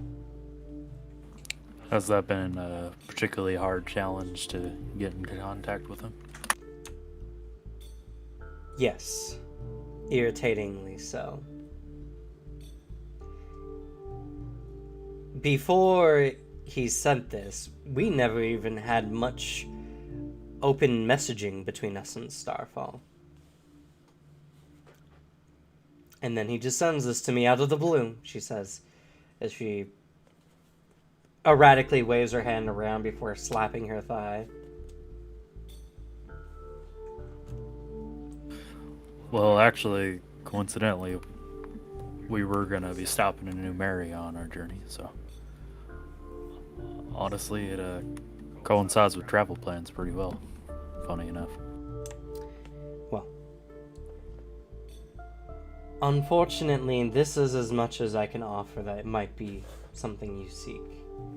I can tell you one thing, this blade is made of an exquisite quality, and any warrior capable of wielding it would find it a blessing at their side. If it wasn't cursed, she says, with a hesitant tone. Oh, how so? Well, ever since it was sent, honestly, we've not dared to give this blade to any of our warriors, for fear of what it could mean. For all we know, with their blasted technology, it could be some kind of weapon meant to destroy us.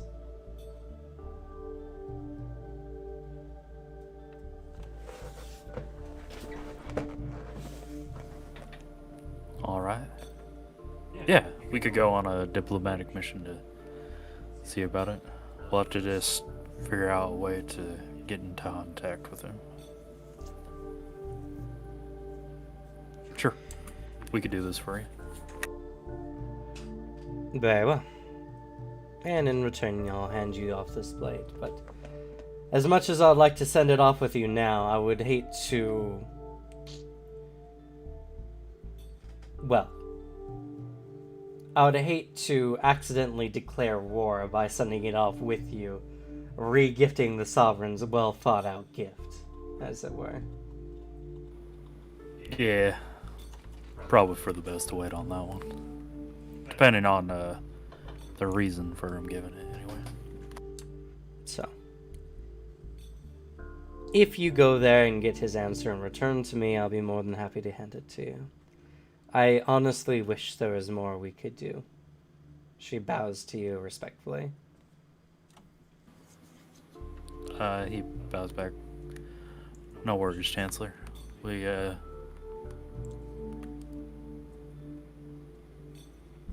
just happy to help.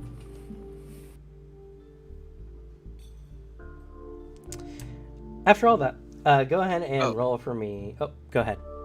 I was, since this is going to be a diplomatic mission, do you have some sort of seal you could give us so that the Sovereign,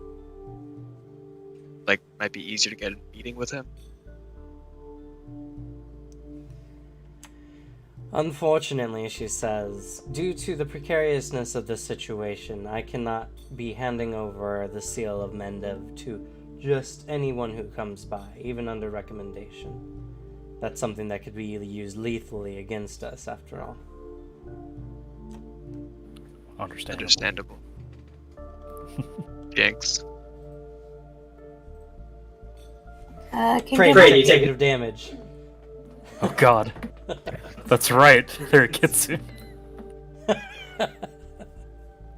Anyway, sorry, go ahead, Gamble Tips. She'd like to step a little closer to the case and see if she can get a better look at the hilt. Seeing Sure. if there's anything strange about it. Aside from the obvious motifs and stuff like that, like needles or anything like that.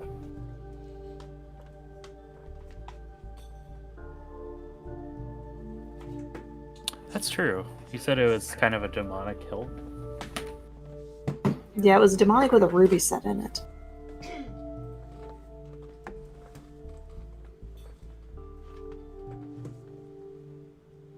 Man, I gotta roll above a 10.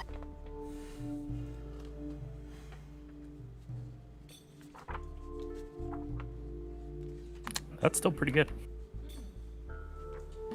I do find it funny that me and you have the same perception.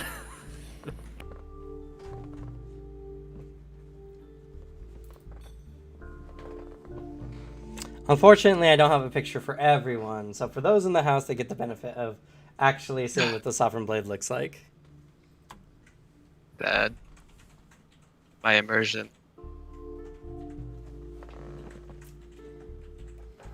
If it helps for the blade design, it's pretty much like the Damascus steel kind of look. Ooh.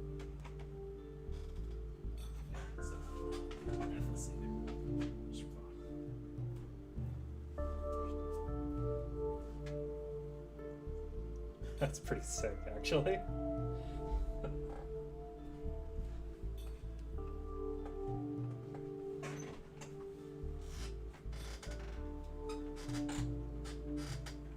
The blade is pretty sick, by the way. And I think Cam's taking a picture to send into the Discord. Yay. Oh, whoa. That looks so cool. Ooh. I want it. You can have it, as long as you can get Kevoth Cool to tell you why he sent it to Irahai. Can I roll underworld lore? I don't know why that was a tongue twister for me.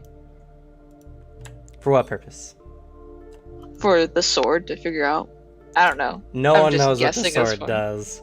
Only Kevoth Cool knows. Dang. I don't know, man. Finley just knows things sometimes. That that That's true. is true. Unfortunately, this is also just something explicitly written that only Kevoth Cool knows it. So, Okay. and he hasn't told anyone. Didn't you know Finley and Kevloff Cool have been drinking buddies for years? Yeah. Oh yeah. Kidding.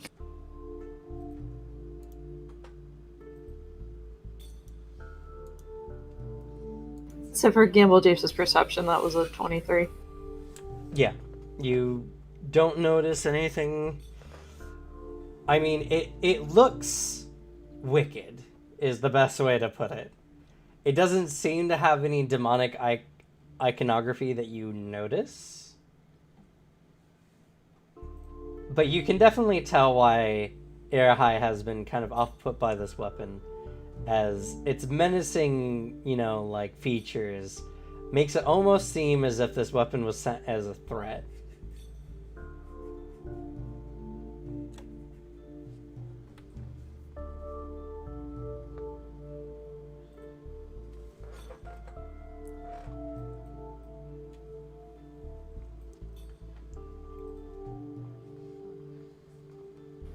Alright. Well, be sure to try to get that information to you soon. Even just to give you a bit more peace of mind about it. Yes. Also, I was going to ask. Go ahead and make an impression roll for me, please. Diplomacy, right? Diplomacy. 36. Oh, Unless my +1 is still working in this instance, then man. It is not. It's been well since then. Fair. But okay. She nods and she says, "The best of luck to you. The lands of Numeria are dangerous, to say the least, though I'm sure I don't have to tell you."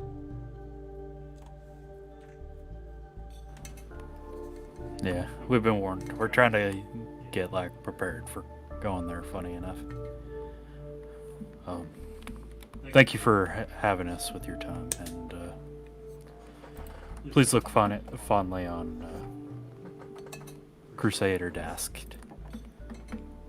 He's a good man. Of course, she bows. It's due to that very fact that you were allowed to even meet me here today. He bows back. With that, you're all escorted out of the reliquary and left at the entrance to the reformed hall.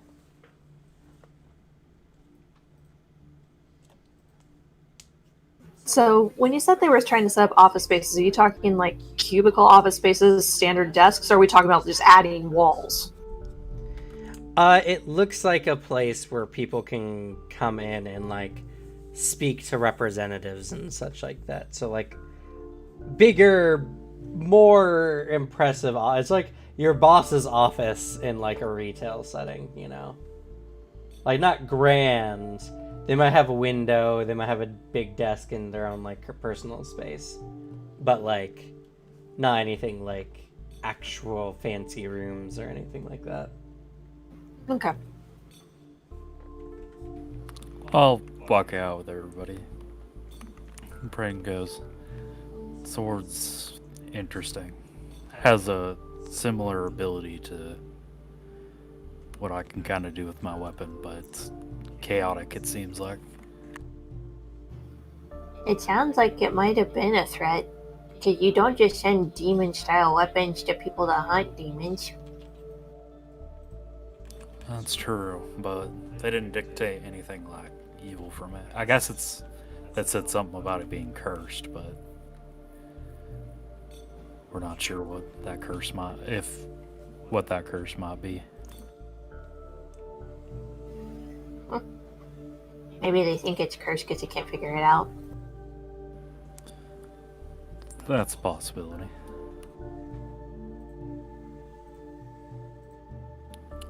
Interesting nonetheless, though. I hope you guys are okay with me kind of volunteering us like that. I know that we were planning on helping out any way we can anyway, but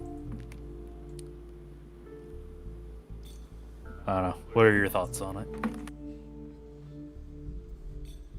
I'll also mention, for all intents and purposes, this is a scimitar. A really cool ass looking scimitar. It is. Very.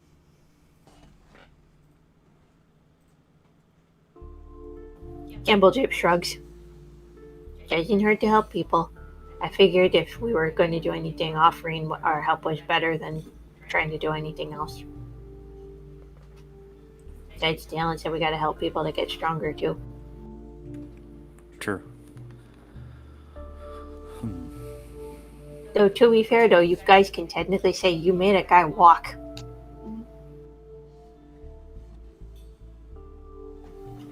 I mean, Kyrus made a man walk. I reopened an old wound. That still helped. That's fair. At least did that's help. what Pirate says. You did help us. Well, everyone here helped. Y'all helped us obtain that. Well, that spell by itself, and then Kyoko, you helped Finley and I make sure the wound was not deadly.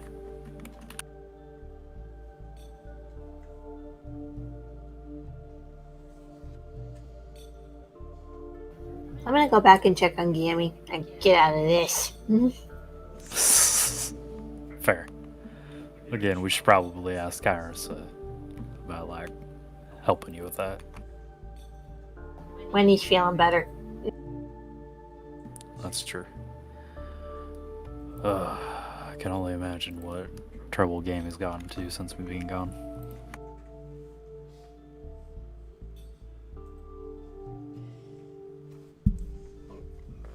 Well, we'll just have to see for ourselves.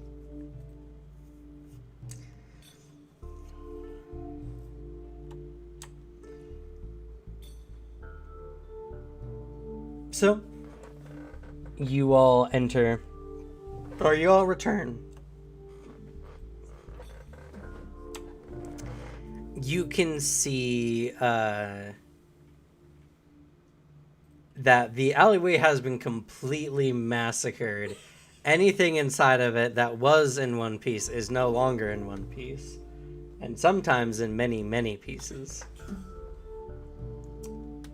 And as you enter in, you see some of the guards speaking to the innkeeper.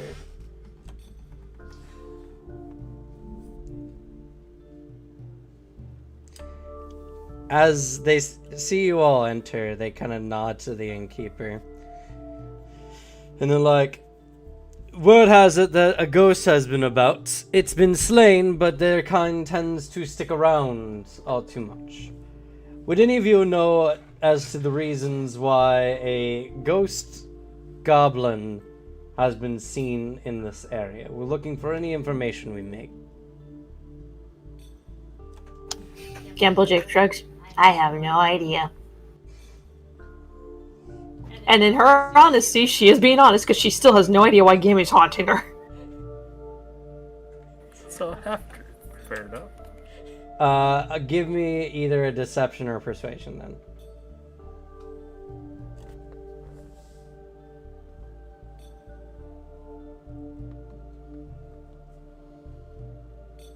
I'm gonna have to. They're both even across the board. Finley could help you. Sure, please. Sure, Finley, what do you say? Yeah. Ghosts? We haven't seen any. It's really weird. Okay, go ahead and make a deception roll, Finley, DC 20. Almost a crit. Alright, so Gamble, if you have a +1 on your deception or diplomacy. Alright, let's go with deception. She is going to add on. Someone did steal an axe of mine and jump through the window, though. That's definitely going to be a deception then. Thank God for hero points, that's being rerolled. Okay. 21. The guard scrutinizes you. He nods and he's like, Unfortunate. We figured a goblin might understand something about goblin ghosts, but it doesn't seem like you know anything. Jumbo Jape shrugs. We don't get ghosts that often.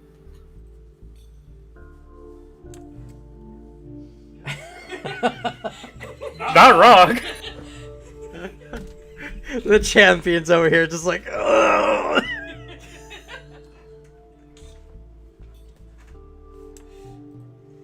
Just be glad you're not Christian. Otherwise you couldn't bear false witness. That's fair. He's like, well, if any of you find out the meanings to those ghosts, please notify us at the Hall of Justice in the Battle District. Be warned, it might come back and haunt you all again. As they kind of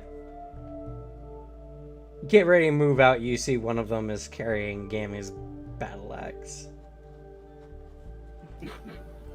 Oh, you guys found my axe? The one guard stops and he's like, oh, yes, I guess we did find it, didn't we? Though why would they have your axe, and how would they wield it in the first place? I don't know. I just know it was stolen. I thought it was someone else. This is quite suspicious. We might have to take it in for investigation. She shrugs. Okay. Alright then. If we find that there's no malisience, that's a hard word.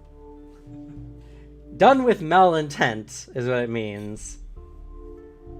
Maleficence? Yeah, something along those lines. Then we will return it to you. Malfeasance. That's what it is.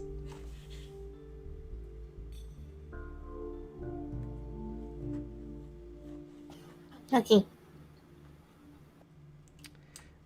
With that, they leave.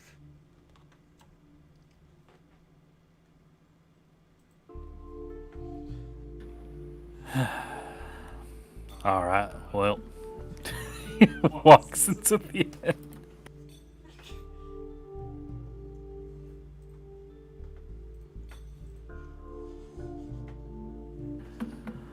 Did we get any weird looks from the innkeeper on our way in? You do, Gamble Japes. They don't say anything, but they look at you with suspicious eyes.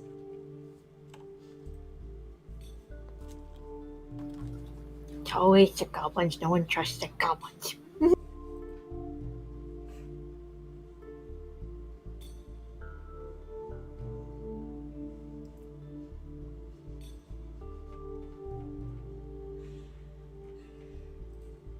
Gamble Japes goes to her room and takes off the stuffy clothes.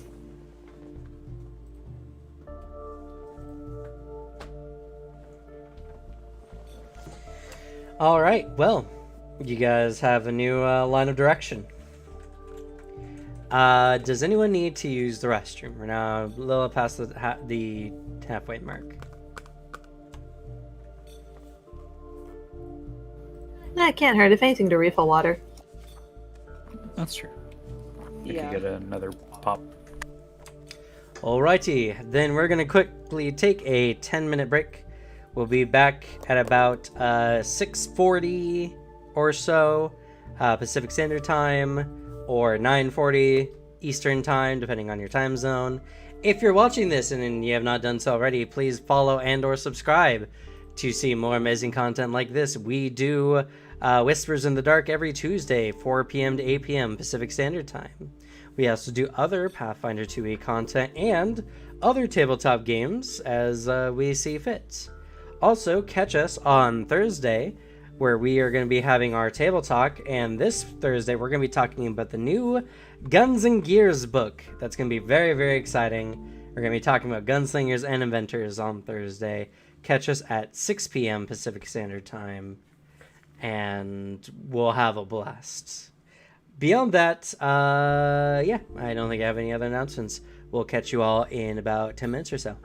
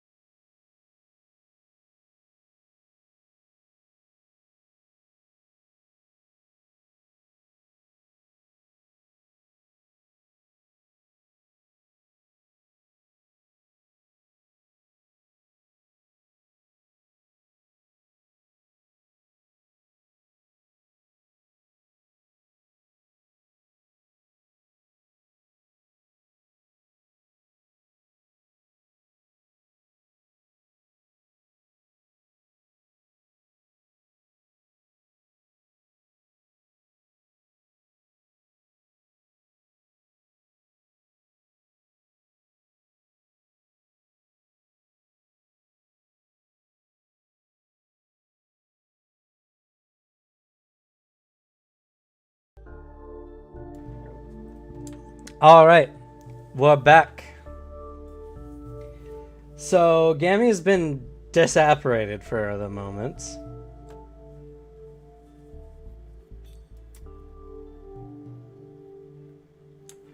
What do y'all do?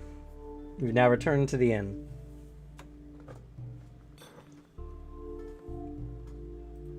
Sounds like the perfect chance to escape the town before Gammy reapparates next.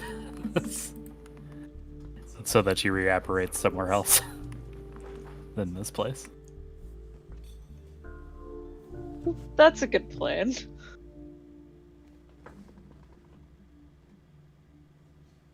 Worked for me. Yeah.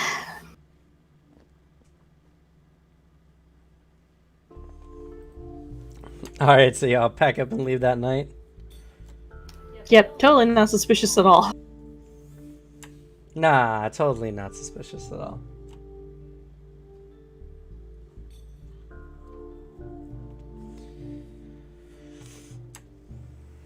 All right. So, you all gather up your gear and you head out, leaving through Nerosian's southern gate. You begin making trek for Starfall. Given the terrain, it's mostly flat.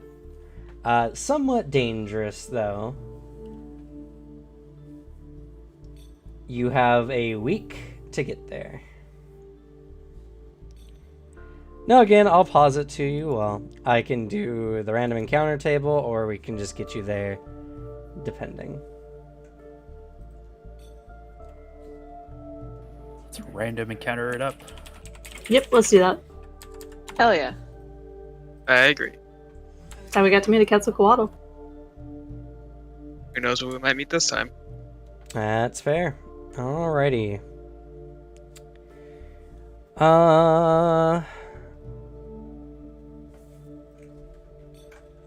Let's see.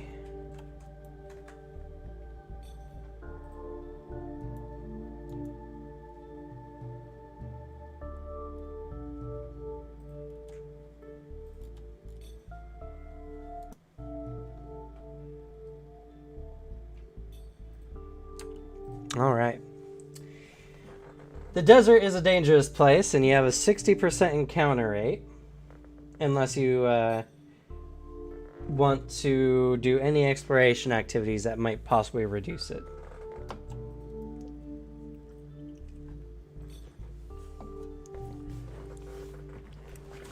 Would seeking reduce it? If you guys are to sneak, yes, you would. I- You could more likely increase your odds. I said seek. Oh, excuse me. Seeking? Yes. No. Though you could Okay. take the scout activity to give yourself a initiative bonus in case something does happen. Sure. I'll do that.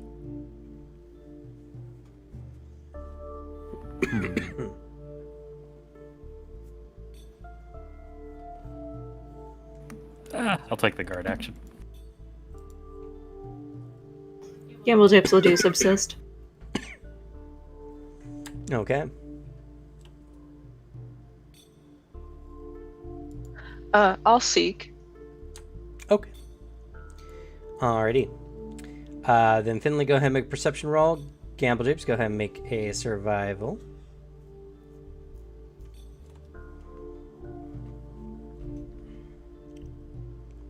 Twinsies. Finley, you default to 27. And Gamble Japes, you actually rolled higher.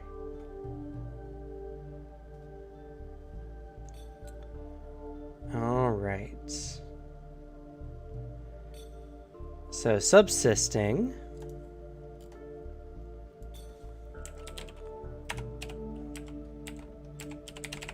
Do you have any feats for subsisting, Gamble Japes? Yes, give me a second.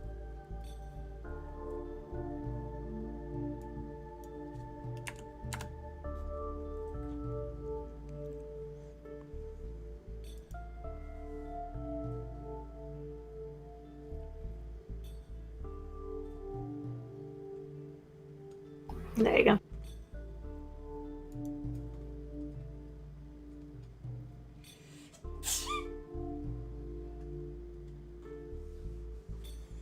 Okay. All right.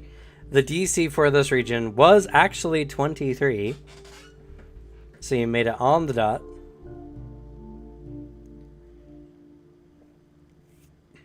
And we're just going to do for the week. I'm not going to make you roll for every day. You provide for yourself and up to 4 creatures. Okay.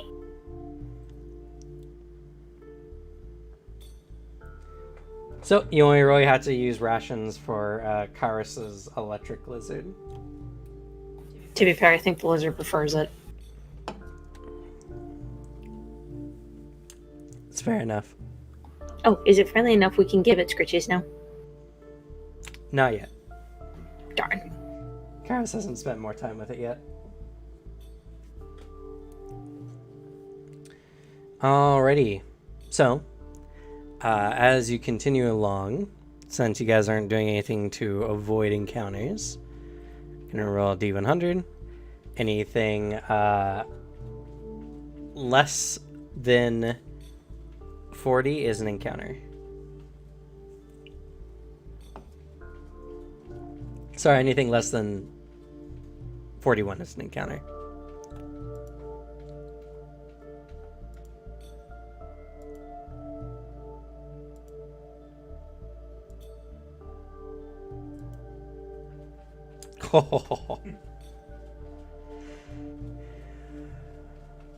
And you get one more. Yeah, okay, you only have one encounter, but it is a dangerous encounter, so I roll twice on the encounter table and take the highest level of the results. Oh, it's a 90.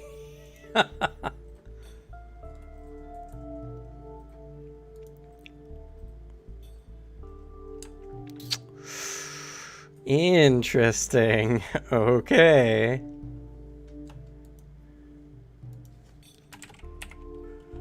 Question: who has the lance? That's something you probably should figure out. If all else fails and no one carries it, if it fits in the opening, it should fit in the bag of holding, right?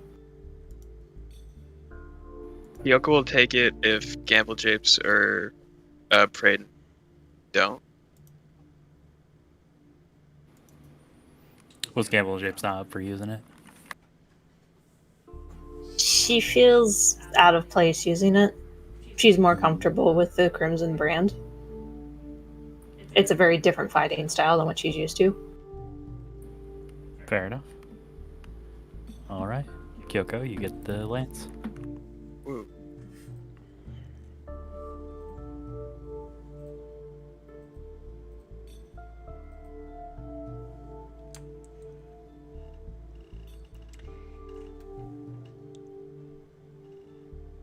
As you're all traversing through the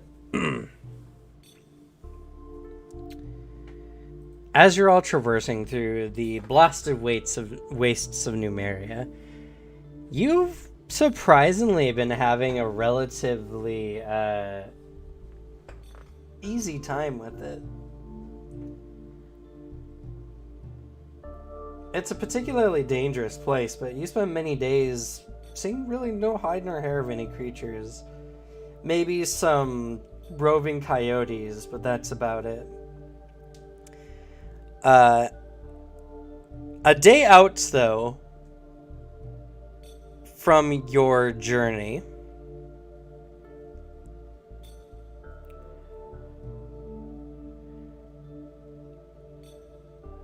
you're all walking along when suddenly a large magical rune appears beneath your feet and a massive force cage surrounds you all.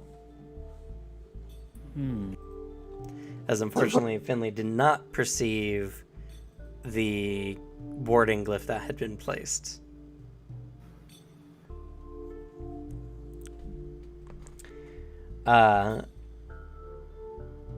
you see written in a language you don't understand a singular either word or phrase. And then suddenly,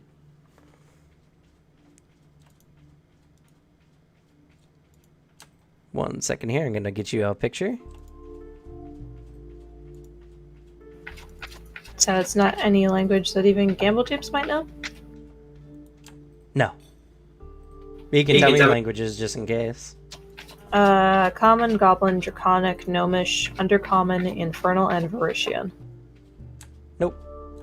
Okay. What about human and halfling? No. Abyssal? I don't know. No. Dang. It's Druid, isn't it? No.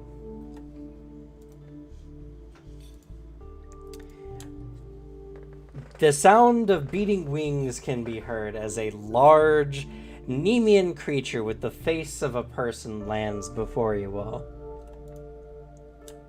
And you see this. Oh no.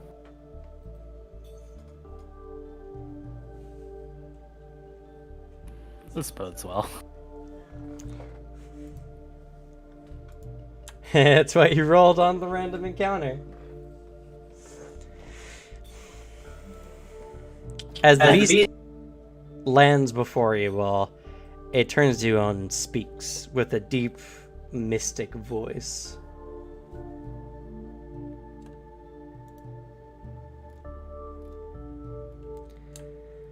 Let's see here.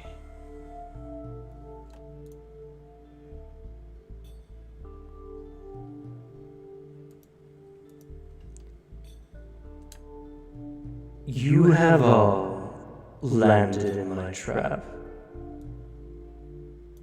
Now, you must answer a riddle, or I shall eat you. It flexes its claws.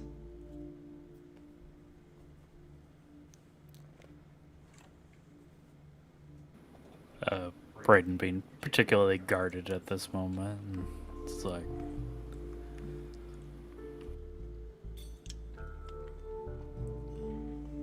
looks at the situation around him. Probably not a good idea to attack magical bars, so to speak. Can I roll a nature to see if I know what this is? You can. Can I roll occultism? You can.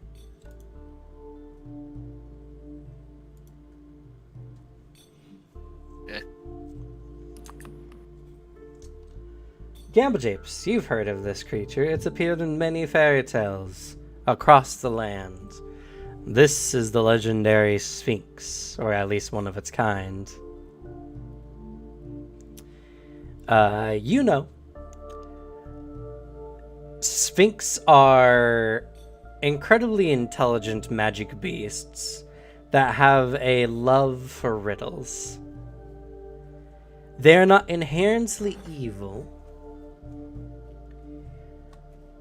but they do have a tendency to devour those who do not either play along or who answer their riddles incorrectly.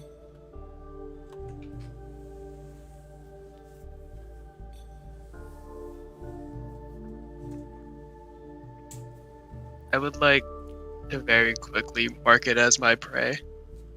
Sure.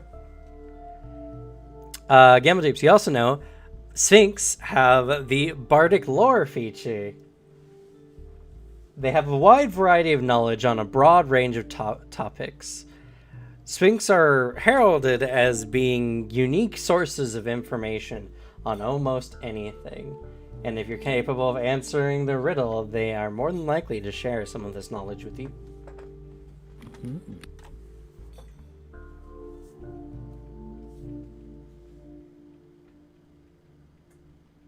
Just putting the notes there, not just for myself, but for everyone else.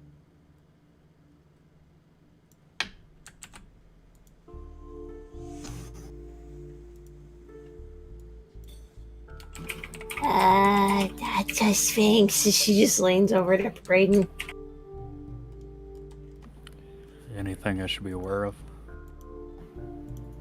Play along, or it'll eat us. Also, it will eat us if we answer the riddle wrong. Let's see. Alright. Well, it would appear you have us at a disadvantage. He looks around at the force gauge. I guess we'll have to play along with you.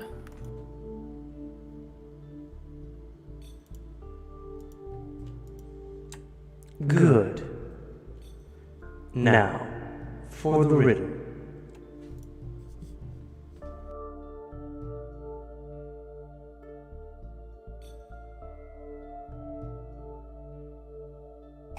Gamble Japes also passes on the information to Kyoko and Finley and Kairos.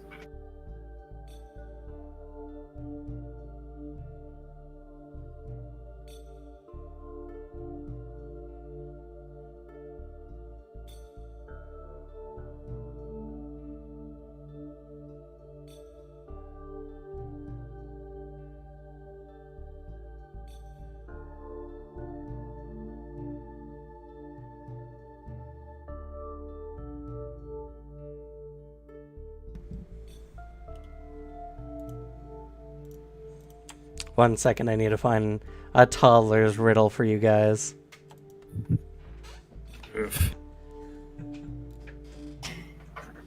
You're not going to do classic what walks on 4 legs in the morning? No, I'm not going to do that one. Darn.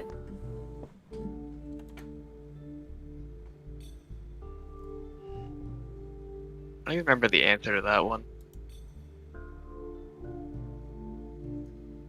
That one's easy only because it's been used so often and it's man. Because he walks on all 4s in at baby stage, 2 in his adult form, and 3 because he has a cane in his later years. Oh. Oh. Alright, I got one. 2 camels were facing in opposite directions. One was facing due east, and one was facing due west. They were in the desert, so there was no reflection. How can they manage to see each other without walking around or turning around or moving their heads?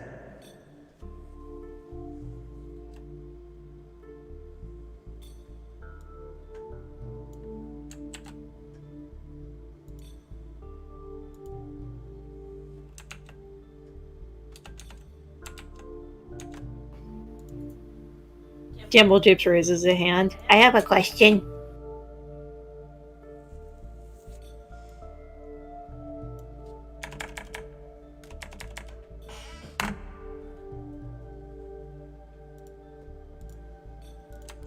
What is it? Is there a time limit? Let's say 5 minutes. Thank you. Braden kind of like sits there for a moment, looks to everybody. He's like, "You don't think that they were already facing each other when they were in these positions, do you?" That's the only thing that makes sense, or they're hallucinating.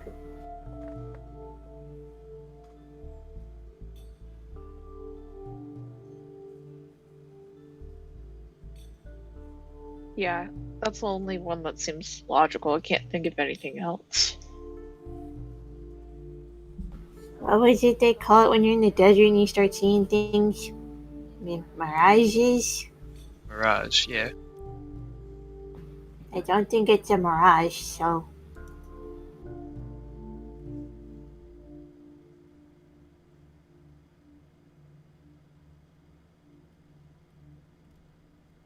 Yeah, because they can't walk around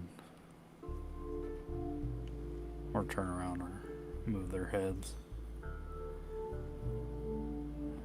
Is there anything else anybody could think of?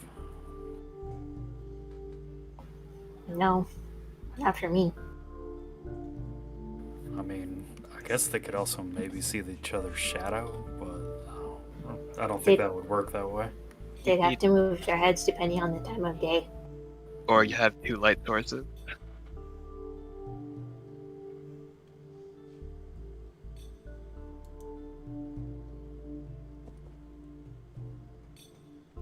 Alright, well, are we okay with that answer then? Yeah. If we get it wrong, we might have to defend ourselves. Prepare for combat. Yeah, we can kick his ass pretty easily.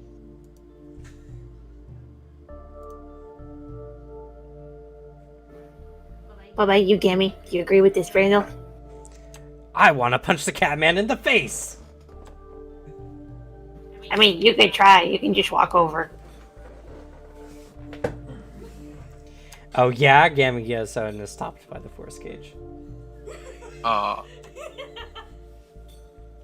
Huh. I thought you'd be able to walk through that. That's Liar! I didn't know that. You walk through walls every other day. Alright, I think we have an answer for you. Speak.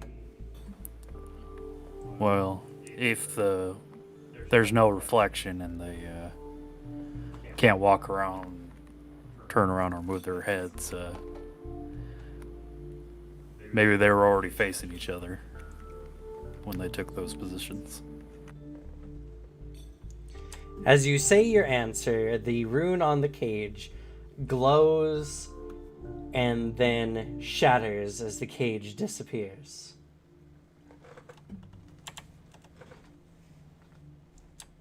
You are correct.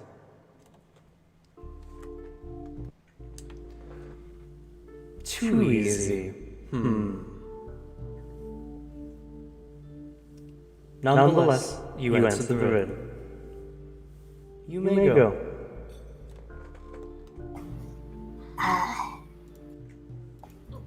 I have a question.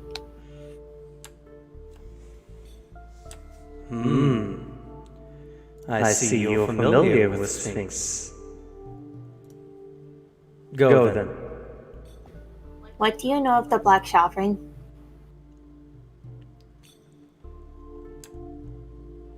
An interesting question indeed. The sovereign of man who claims the desert as his own foolishly. Once dictated, now set clean.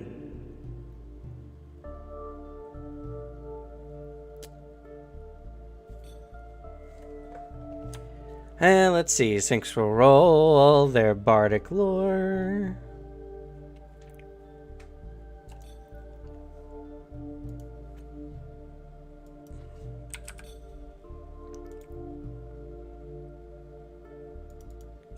Whew, bad roll.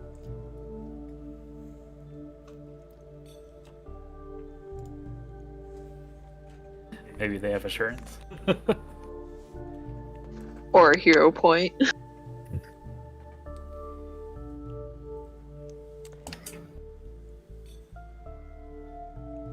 Not much can be said for a man such as that, though he does have a queer weakness. One who's close to him, that he finds no attraction to, and yet he can't get enough of him.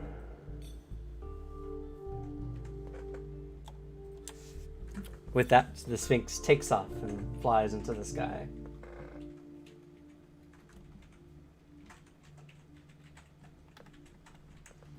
One he's closest to, feels no attraction but can't get enough of.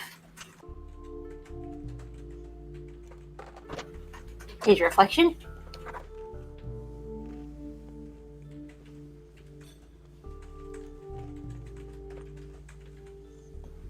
Nah, that can't be it. She just keeps walking with Gammy.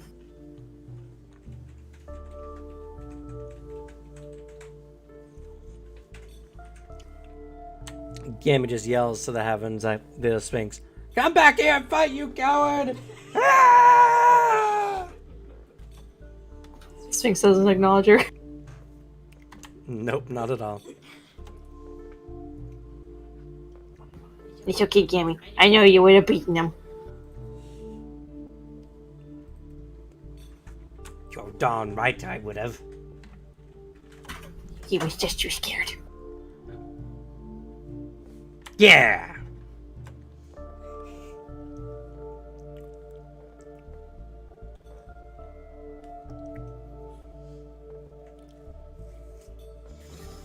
Well, you gain some information. True.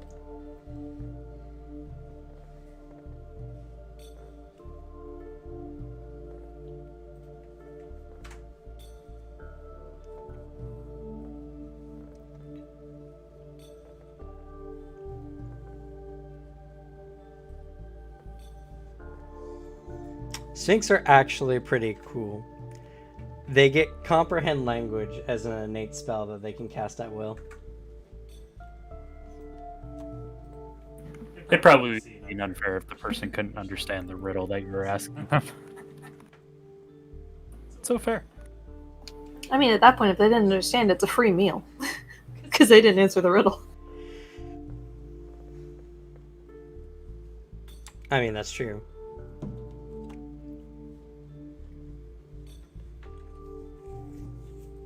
It's also cool that they have bardic lore. I like that feature a lot. Man, these encounter tables have always made the most interesting encounters.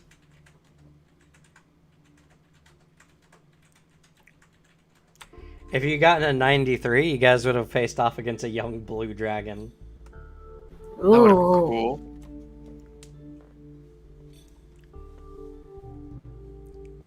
Oh, think of the scales we could get from that. Ooh. You know what's funny? That 9 that you rolled first on the encounter before it got adjusted for danger was another skeletal champion. Was it really? Yeah. Guys, this would have been just like fucking up skeletal champions for no reason. It's funny.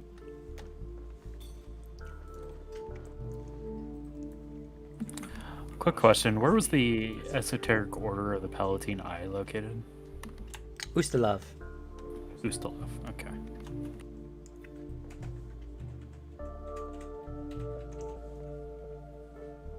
I just want to keep points on like if we're near something that we came across earlier. That's fair.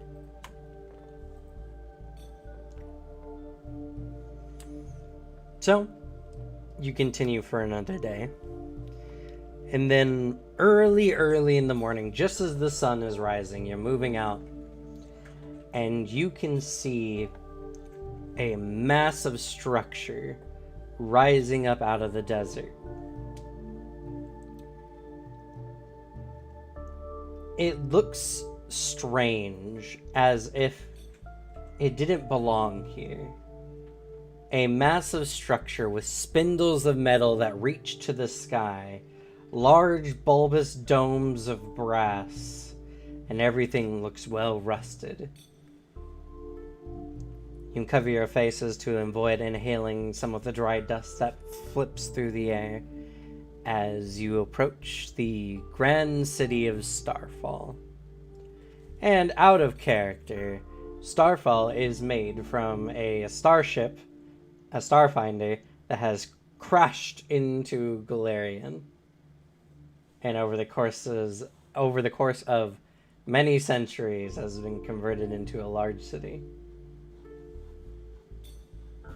Pretty cool. Very. That's very crazy. That's awesome. In character, lore-wise, no one knows where the structure of that composes Starfall came from. Though, many of the androids, or Androphan as they call themselves, rumor that it came from the stars, from another world.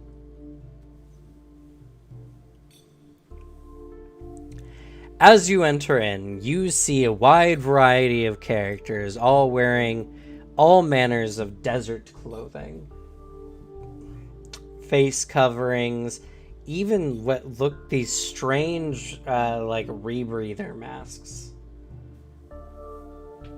Many of them have strange weapons strapped to their back. And also have many strange deformities in engorged limbs or colorful veins pulsing with some kind of blue energy. Coming here is unlike anything you have ever seen before.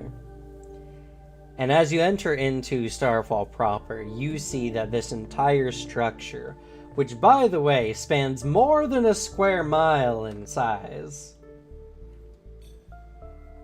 has all kinds of nooks and crannies, compartments where shops have been built, or buildings and ramshackle homes have been attached with rickety, rusted steps up to them. It's very populated, but it looks very dump. It's a big dump. It looks like everything's just made of scrap metal. And everyone here has a sense that they're kind of like salvagers. Has a very Tatooine vibe almost. Very, very much so, yes. As you're entering in, many of the inhabitants seem to notice you right away. To be fair, in comparison to them, we stick out like a sore thumb. It's very true. It doesn't take too long. For a stubby man, dwarf, it's hard to tell. It could be an emaciated dwarf or a very incredibly stunted man comes up to you. And he says, "Look, I have something for all you that you're here to find. Yes, yes. See here." He opens up his cloak, and in his arm he has several raw pieces of ore of some kind of strange metal that has almost a glowing core to it. You're here to find star metal, right? Right? I got some just for you all. Can I? Perception check. I would like to sense motive as well. You can sense motive if that's what you're doing, Gamma Japes. If you want to appraise these, you need to use craftsmanship. I have no crafting whatsoever. That is Kyrus's thing. So I will sense motive. Same here. I will as well.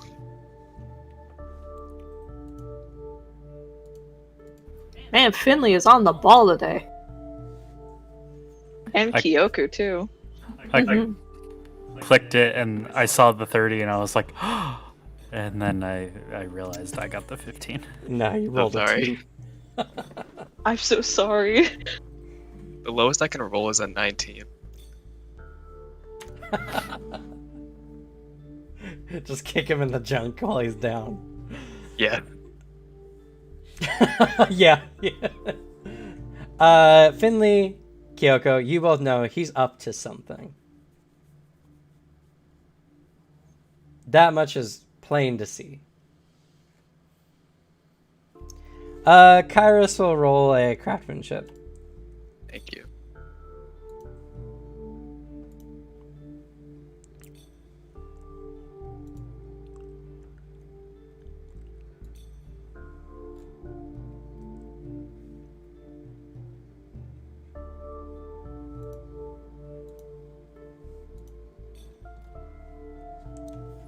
God damn. All right. Kyrus looks it over. He offers to pick it up, and the guy seems incredibly hesitant, but nods and lets him do so. He picks it up, weighs it, inspects it a bit, and sets it back down. He turns to you all, and he says, It's not really high quality stuff, but that's actually sky metal. Or at least it doesn't look like any metal I've ever seen before. Probably with the actual star metal price too.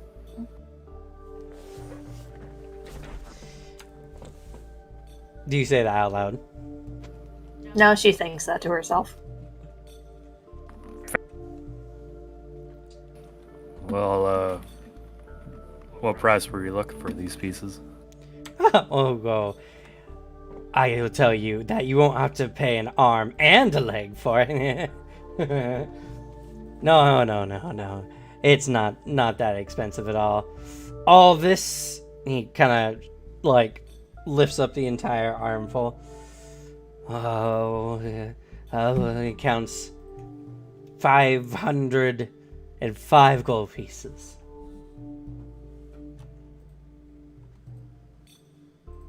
Are we getting lied to? Is this way overpriced? Yeah, is there a way we can tell that?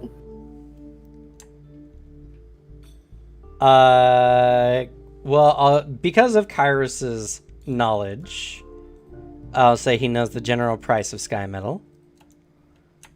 And he does say this is low quality stuff.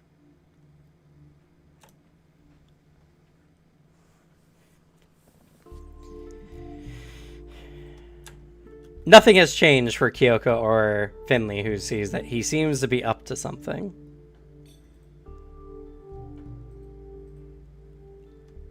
But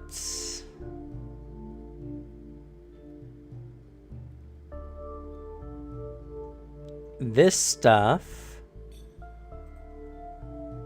each chunk that he has, which he seems to have 5, should range between 500 to 1,000 gold pieces. Jesus. He's offering us 505 for all. Yes. Did you steal that from someone? What? No, I didn't steal this from anyone. He doesn't seem to be directly lying about this, but your question did put him on edge. Yeah, I can't confront Kyrus about the zone of truth this session. Sadly.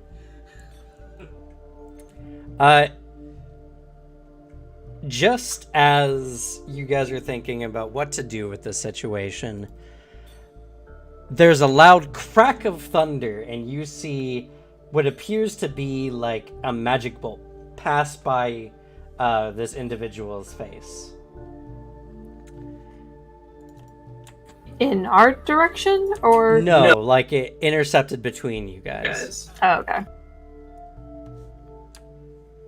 Look And to where it came.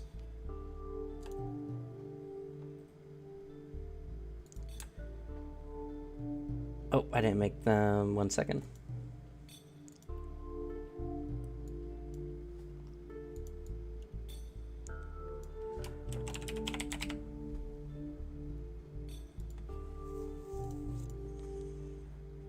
Sorry, 1 second. I didn't prep their handout, which is very unfortunate. Wow.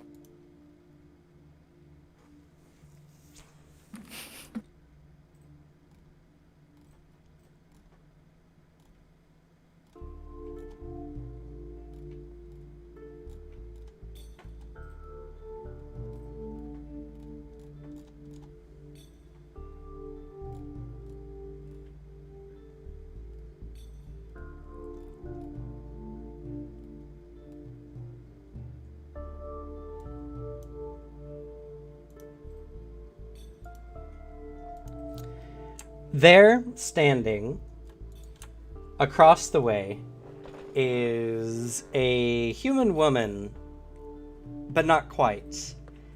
She has these strange glowing lines on her body, and these strange metallic holes that seem to be emanating a light smoke. Her eyes seem to be made of some kind of amber material, and in her hand she wields a weapon you've never seen before.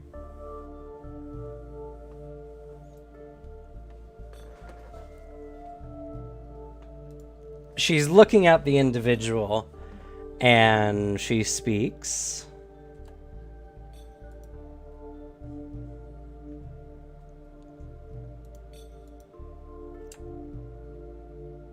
Let's see.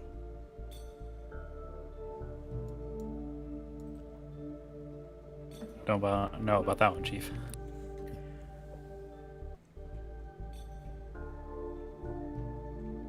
Scram, Scrack. Don't bother these good people.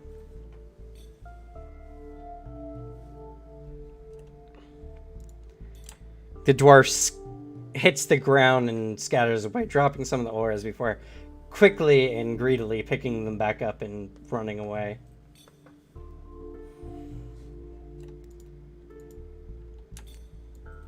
I'm sorry you had to go through all that.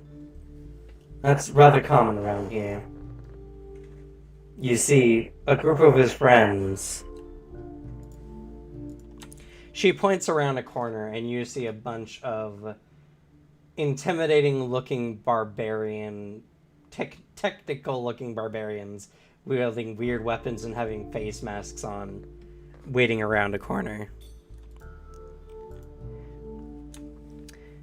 They would have claimed that you stole the material from them, and they would have taken everything you had to pay for it back.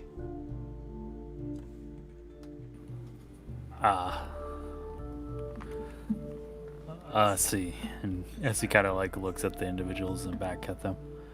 In which case, appreciated. It's good to see a friendly face.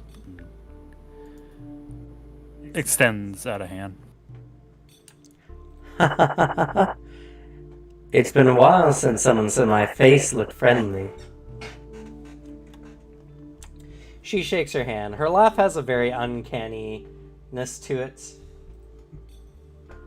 And she shakes your hand and she says, It's a shame. It's a shame. More people won't come to our city if they keep getting scammed when they step through the door.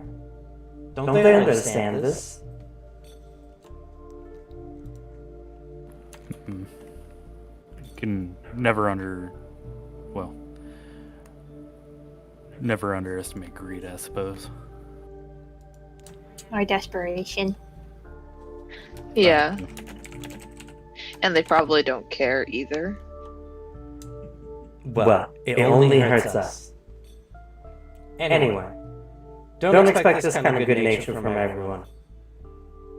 Everyone tends to just look out for themselves here. It's better to keep your head down. Noted. Is there anything else we should be wary of while we're here in the city? Yes. If you're looking for sky metal, don't bother. You'll pay way more than it's worth here anyway.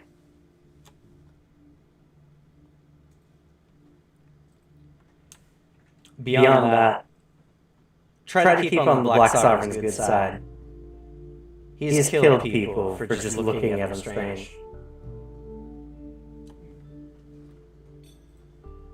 Let me check that in my notes about the Black Sovereign.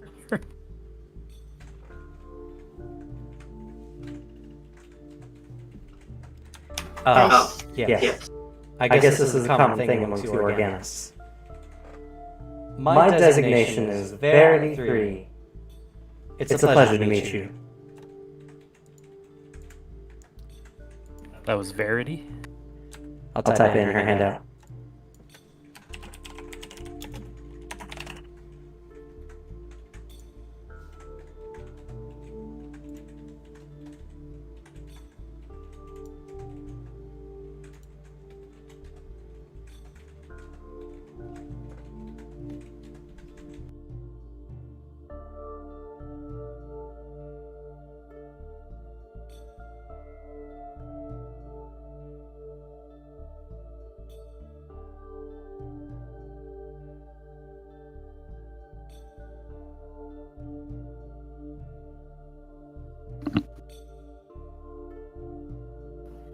Are you one of the city guards?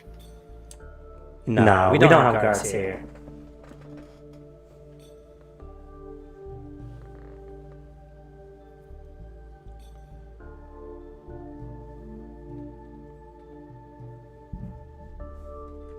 Oh, is it in the Discord?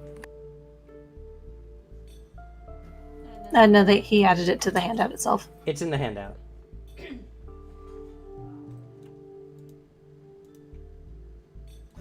Is there a way to tell who's the Black Sovereign? In case we come across him?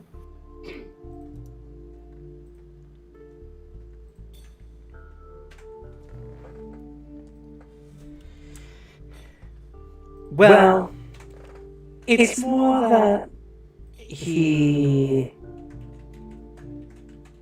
doesn't go out much often. So, if you do happen to see him, he's probably off to murder someone.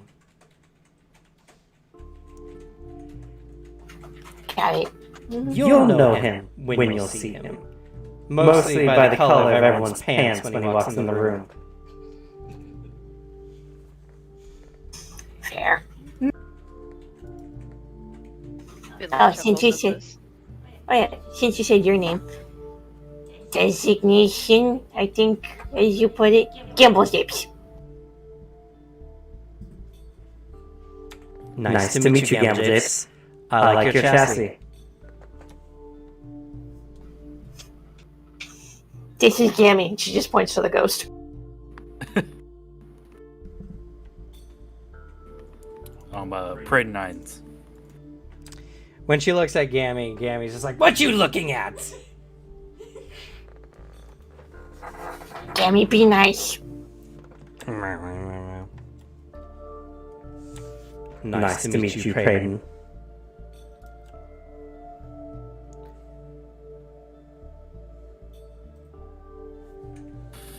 I am Kyoko.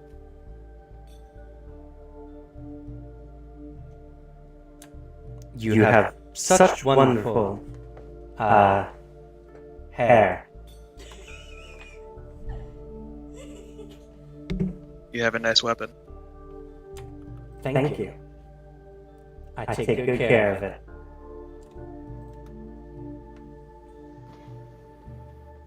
Is there any possibility I could get one like that?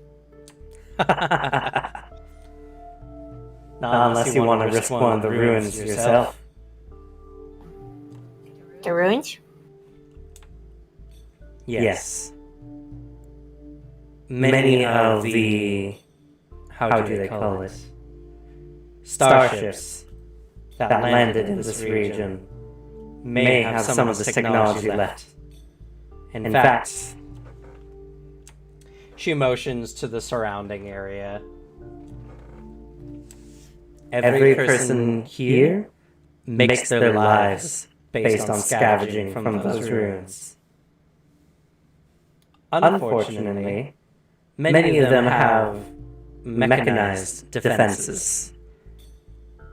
And I would say hundreds lose their lives every day searching for goods. Well, coincidentally, one of the reasons we're here is to maybe navigate one of those ruins.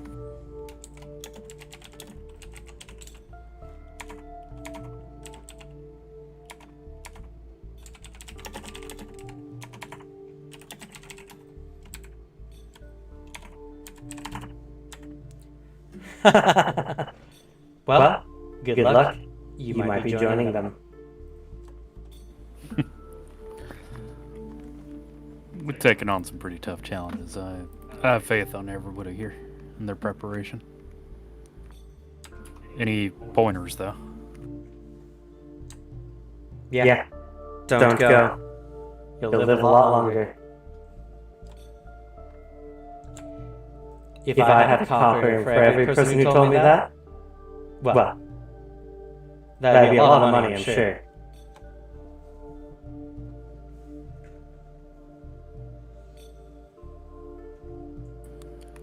Though, coincidentally, another reason is we were hoping to get an audience with the Black Sovereign, if possible. Is that even possible? Never mind. You'll live longer going into the ruins.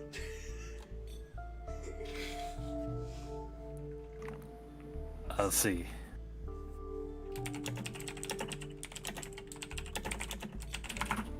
I'm not much of a people person. Take it. That's an understatement.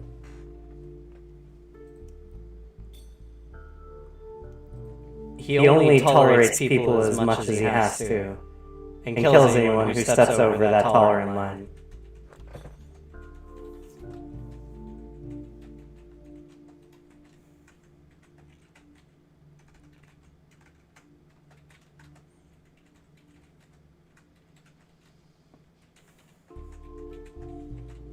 Looks like there's no shortage of work here, at least. Of course. Granted.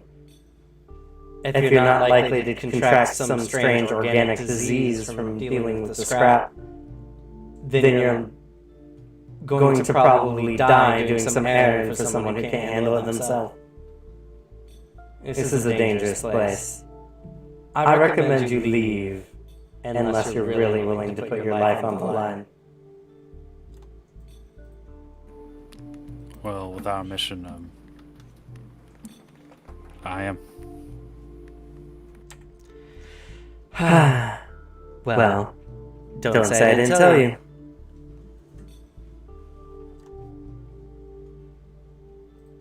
There's one other thing. We heard a rumor about an undead android.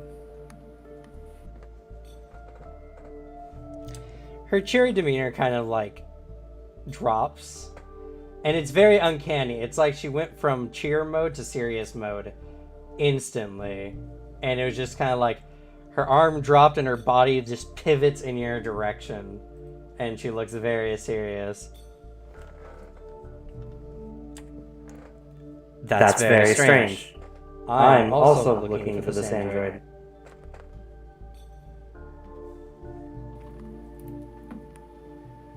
That's actually, well, serendipitous, I think. I'm sorry. That word is not in my log. Lucky. Ah, yes. That word is very much in my log.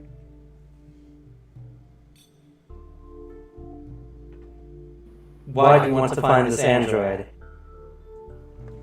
Well, her eyebrows kind of shift, and it becomes a very dramatic, suspicious kind of look. fair. Well, it just so happens that we plan on taking our fight to the Whispering Tyrant, and Undeath is kind of in the ballpark of stuff we want to deal with. And so any information we can find on it is, well, worth it. Oh, I see. Again, her body posture shifts, and she seems to take on a much more relaxed, cheery attitude again. And she says, "They're not undead, as you organics think. We Androphin are not subject to the same kind of undead.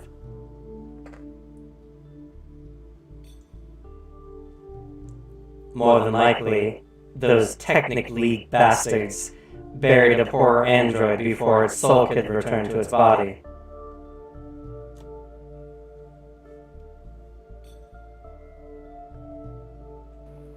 Well, the new soul, anyway." What's the Technic League? The Technic League are a bunch of slave-mongering organic bastards who slave our kind just because we don't have the same rights as dictated by your laws. Yeah, that sounds like what I figured they might be. I'll give the Black Sovereign something. him nearly dismantling them and killing anyone who even bears their name fills me with, how you organics like to say it, a sense of fucking justice.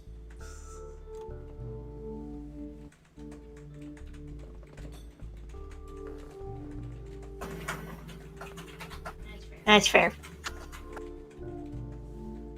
Anyway, the new soul probably doesn't know what's going on, and is probably wandering around the wastes, lost.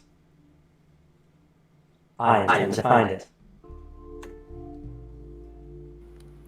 Well, you did save us from a, well, potentially awful circumstance. We'd be willing to help you if like. Oh, even though it doesn't align with your designation. Yeah. A lot of us like to pay back goodwill. Ah, I see. Your sense of honor or justice. I don't think it's mutually exclusive, though different reasons may vary among everyone. I guess. I'm sorry, I don't get the context. In any regard.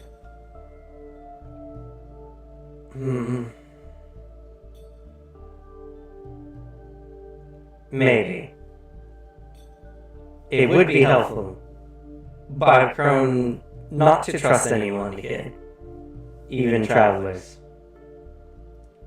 Especially when it comes to acts of goodwill.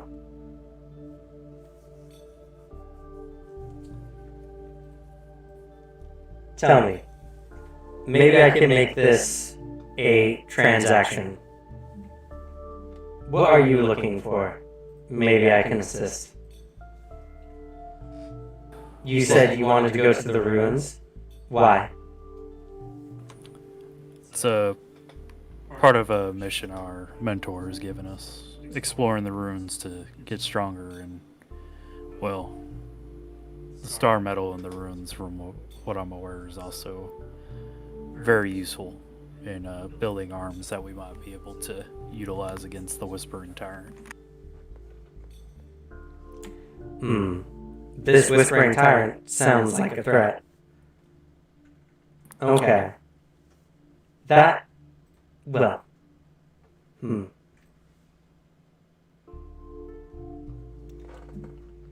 When she stops to think, her body just ceases to move. As if she freezes in place before she starts up again.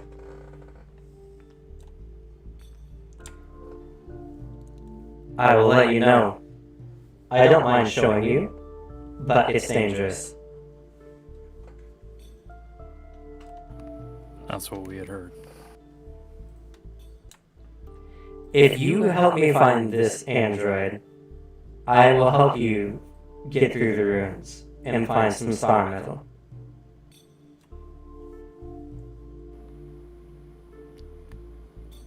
That will make you feel more comfortable. Well, looks to everyone to make sure it's okay. Campbell Japes is up for it. Help is always appreciated. I'm down for it. I think we're all in agreement that we'll accept. And he'll extend out a hand again. She shakes your hand. Man, you organics like to touch a lot. Okay. I find things move smoother when we all have something to gain. Alright. Well, I was getting ready to head out.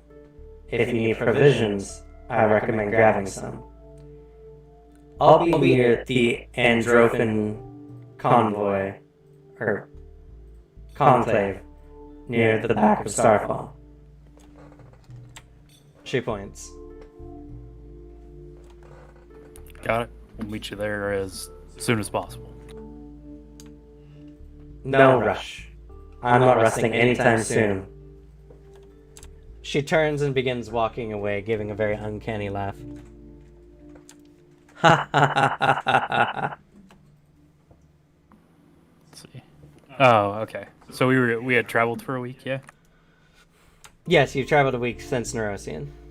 But Gamble Tips also subsisted for that, so that also reduced rations and all that. That's fair.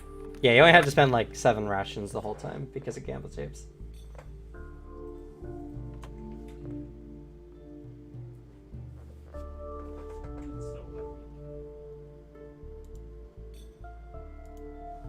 And sorry, I keep turning away from the microphone, so if you guys can't hear me, let me know.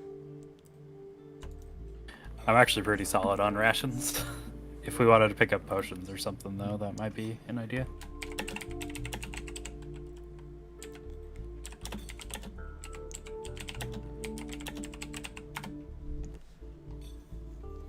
I'm not too bad off in that department, though, either.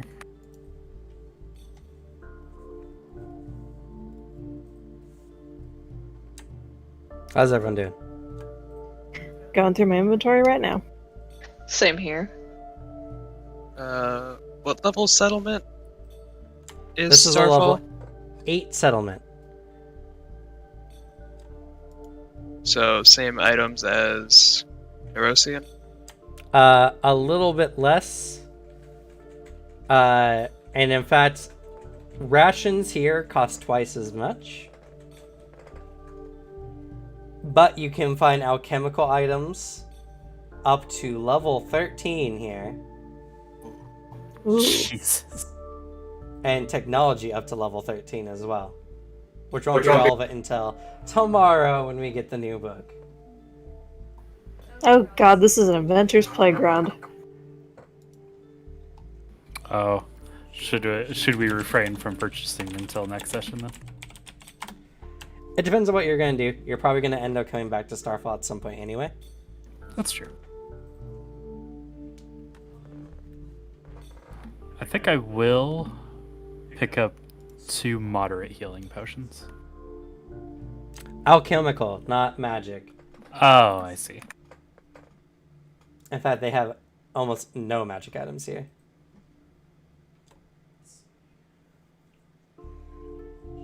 Fortunately for Finley, you can use alchemical healing items. Nice.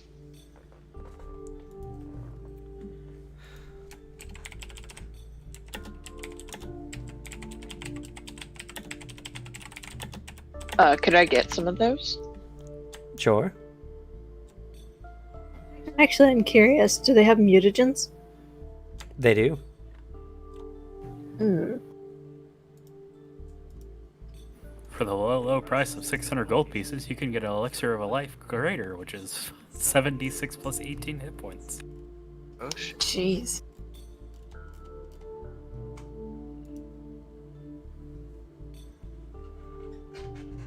Get a level 10 poison called Shadow Essence.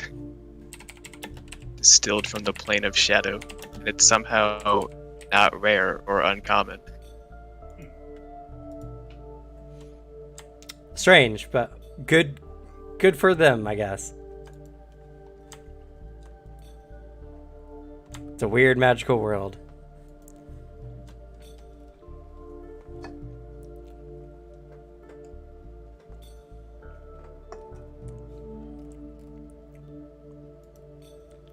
And remember, when you're looking up consumables, they have to be from the alchemical items tab. It has the alchemical trait on it. Nice. I'll pick up 1 Elixir of Life Moderate and 1 Lesser. For Okay. 180 gold pieces. Doesn't Feeble do again? Enfeeble reduces all strength-based checks and DCs by 1, or by the value.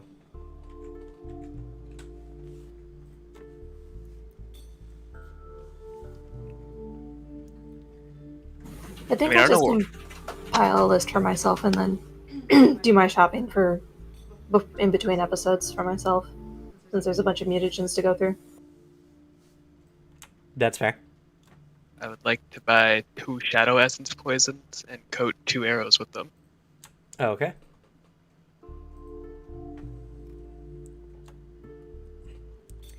Just mark on your ranged weapon that you have 2 uses of Shadow Essence, I suppose. Under its Going in non-sword my- traits. Quiver that I have. I have 6 different types of arrows. 4 of them have poisons.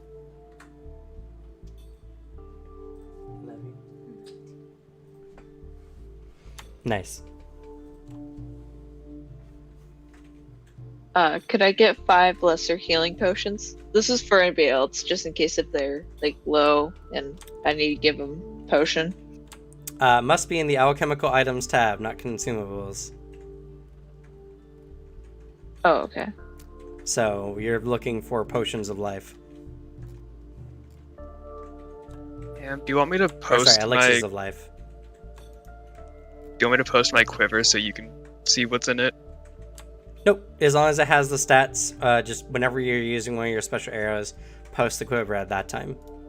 Okay, It's just like when we use potions from our pockets. just making sure.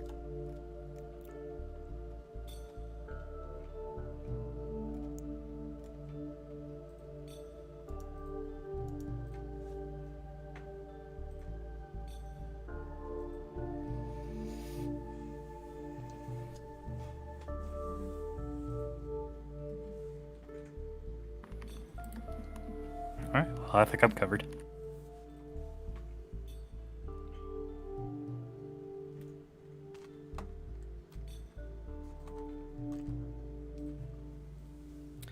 Well, we are getting to the end of the session, so if there's anything else you want to do in Starfall, you can do it now, even if it's just talking to Verity some more. And by next session, just get your items compiled together and shot between episodes. Save the audience some downtime. Fair.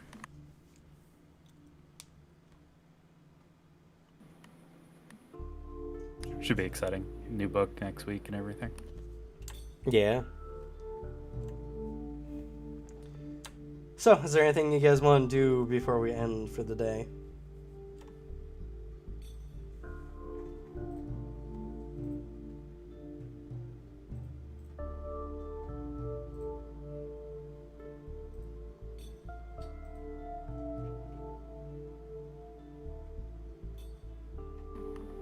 I think Braden's done enough for today. I'm good.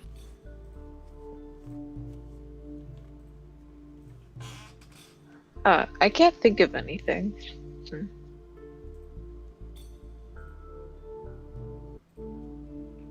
I'm good. Okay. Well, I guess then we'll just go ahead and end the session a little early then. Not a bad point to cut off. You guys will reconvene with Verity before heading out into the Numerian wastes to find some lost android. Give it just a moment here while Gamble Japes is gone for the moment before I hand out XP. Reasonable. But yeah, I didn't expect you guys to get to Verity quite yet this week. I'll have a slightly different voice for it next week. A more feminine sounding robotic voice. Fair. We actually got through stuff a lot faster than I thought we were going to in general. So I agree, same. I think we got lucky with our encounters. that's true. Our encounters were nothing and then a really big encounter. Yeah, and it was a riddle from the Sinks, which you honestly answered a lot faster than I thought you would have. Wow. Oof. It's a tricky question, you know? It's intentionally misleading. True. Did you know that? Like, have you heard it before? Or You just think of it, Brayden.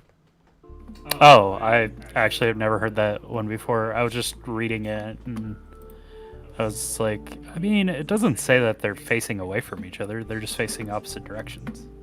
And so that's what I came up with.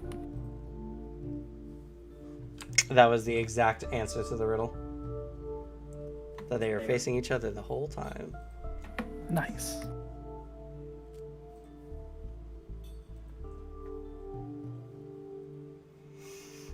And I know I was here. I can see his screen from here. He didn't look it up or nothing. True. I was sitting here like, I've gotten into this habit of like pulling at my beard and just sitting here thinking.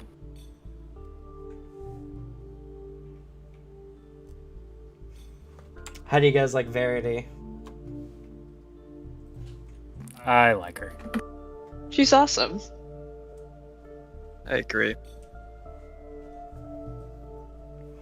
I'm glad. She's been prepped for a couple weeks now. I want her gun. Her gun is a really good gun. It'd be a shame if she died Repeat. while in the ruins with us. Grim. Kyoko respects into gunslinger. Alright, Campbell Japes is back. Let's go ahead and do some XP. Alrighty, general interpretation. You guys stepped up to the plate today. A lot of players are very high in action. A lot of roleplay. I am going to go ahead and give you all 25 XP. Wow. Nice. 30 XP for being here today.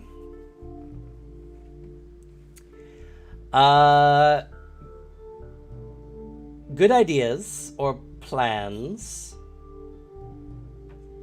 No good ideas particularly. Nothing that really comes to mind anyway. Difficult actions though, yes. Answering the Sphinx's riddle is a difficult action.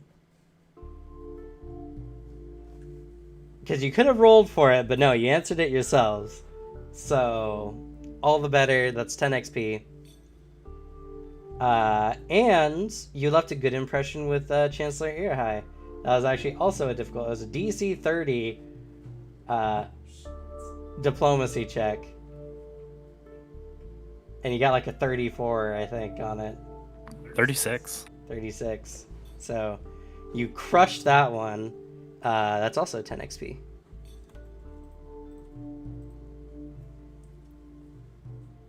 I'm curious, if we had rolled, what would we have used to answer the Sphinx's riddle?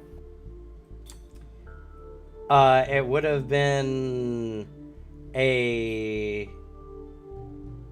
Well, it would have been just a straight intelligence roll, unless you have recall, or unless you have riddle lore, which is actually a lore in the game. Is it really?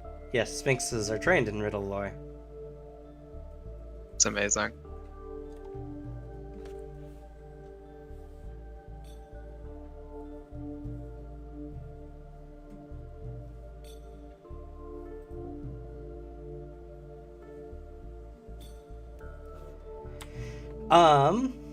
No combats.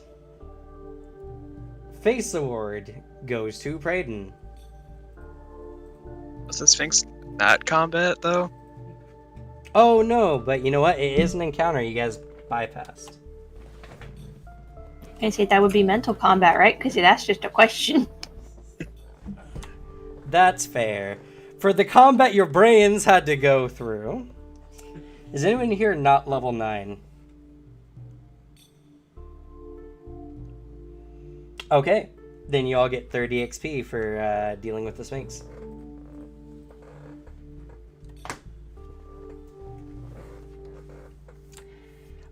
Utility award. Goes to Gamble Japes for subsisting. Also getting the knowledge on the Sphinx as well. That is true. That recall knowledge was pretty clutch.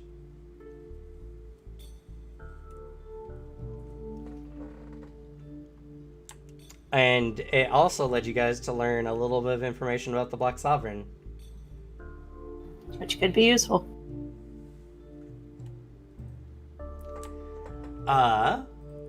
Beyond that, the Pity Award.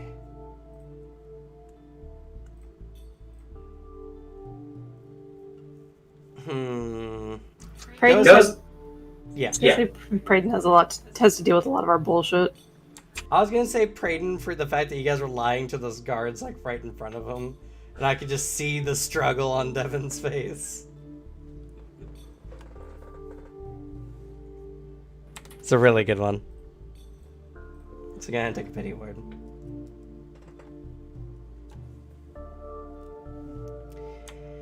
Player nominations and or kudos.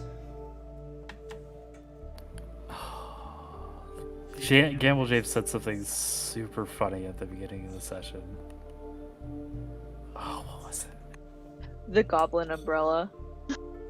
There was that as well. It's pretty funny. Gamble Japes, you've been an utter treat this entire session. Really funny. I loved your going clank, putting the chain into your bag of hold, or the bars into your bag of holding because it wouldn't make a noise. It just caught me really off guard, and I just laughed really hard at that part. So go ahead and take a player award. You played Gamble Japes wonderfully today.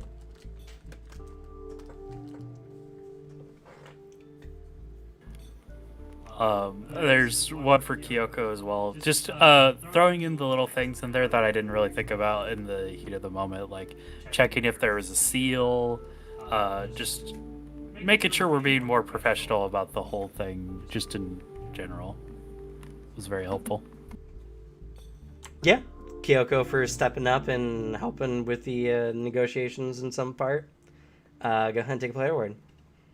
Thank you. And then Finley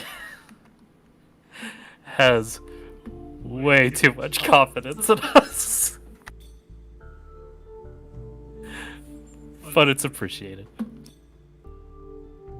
Oh, thank you. Oh, we're gonna kick its ass. Oh, we're gods. That's fair. He couldn't stop us anyway. I'll say Finley definitely deserves an award for finally character progression. You finally used your vigilante dedication. True. You've had I it this can't entire time. Sorry, go I ahead. can't believe. Oh, sorry. I can't believe it. I can't believe I used it. I was like, oh. I'm still in shock. So go ahead and take a player award for that. Good job. Oh, thank you.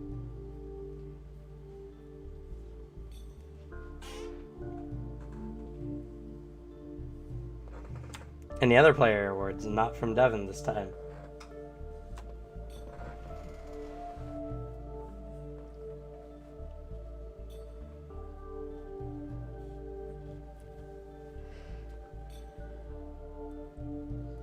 Minor pity kudo for the android not knowing Kyoko's fur. And just assuming it's hair.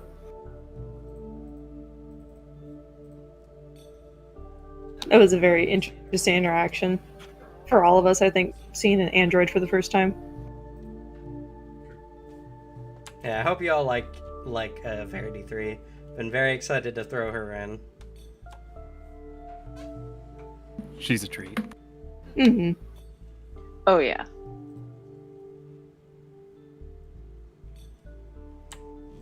Alrighty. Well, with that, I think we are good for the day. Thank you all so much for being here and playing with me today. I hope you all enjoyed. Honestly, we got through things a lot smoother with Kairos not being here today. So, that's a very good surprise. And then y'all are just surprisingly lucky on your encounter table.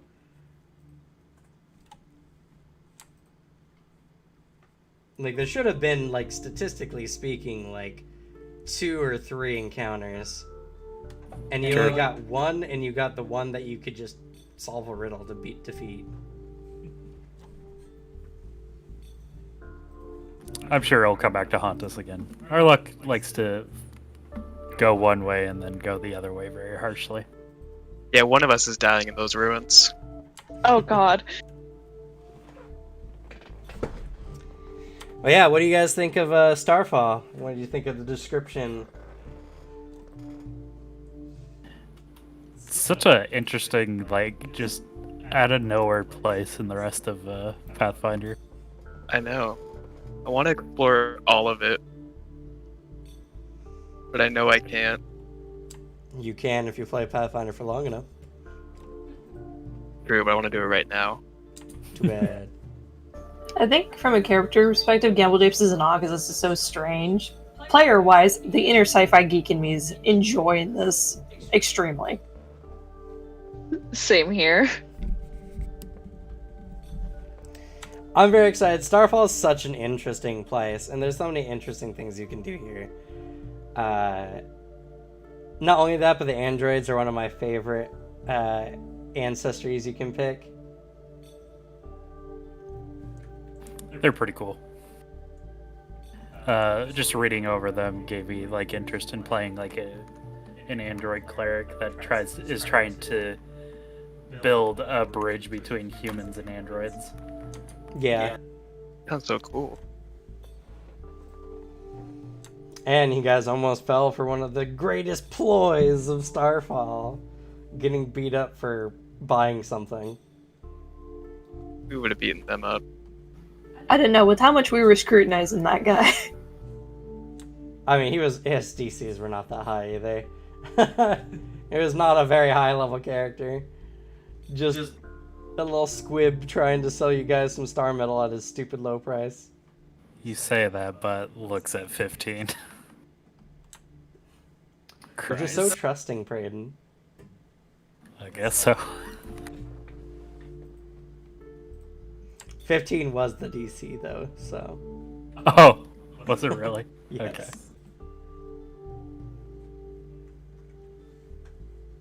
It was obviously a fishy ploy. But I'm excited. I'm excited for you guys to look into the android stuff a bit. Androids have very interesting lore, and this whole search for this undead or new android, I think, will be a very interesting encounter.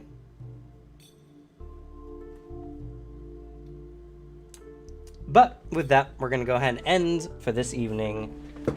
Thank you all so much for being here. If you watched this long, just know that I appreciate you, and you're one of the reasons why I keep doing this and why I keep showing these games with everyone else. We have a lot of fun here. I know there's some people who would prefer if I made more videos in the week, but this is my life. Like, playing tabletop is my life. I can't be sacrificing playing tabletop for making videos on tabletop. It seems very counterintuitive. Fair. But if you want to see my journey up until this point, check out the anniversary video we have on my YouTube. And join us down in the Discord down below for your chance to possibly join us in one of our games, as I always end up recruiting there first. Speaking of, Shadows That Laugh will be starting this Friday at 4 p.m. Pacific Standard Time. So check us out there for our new game where we explore the Mwangi Expanse. I'm incredibly excited for that. But with that, let's go ahead and say goodnight, everyone. Good night. Good night. Good night.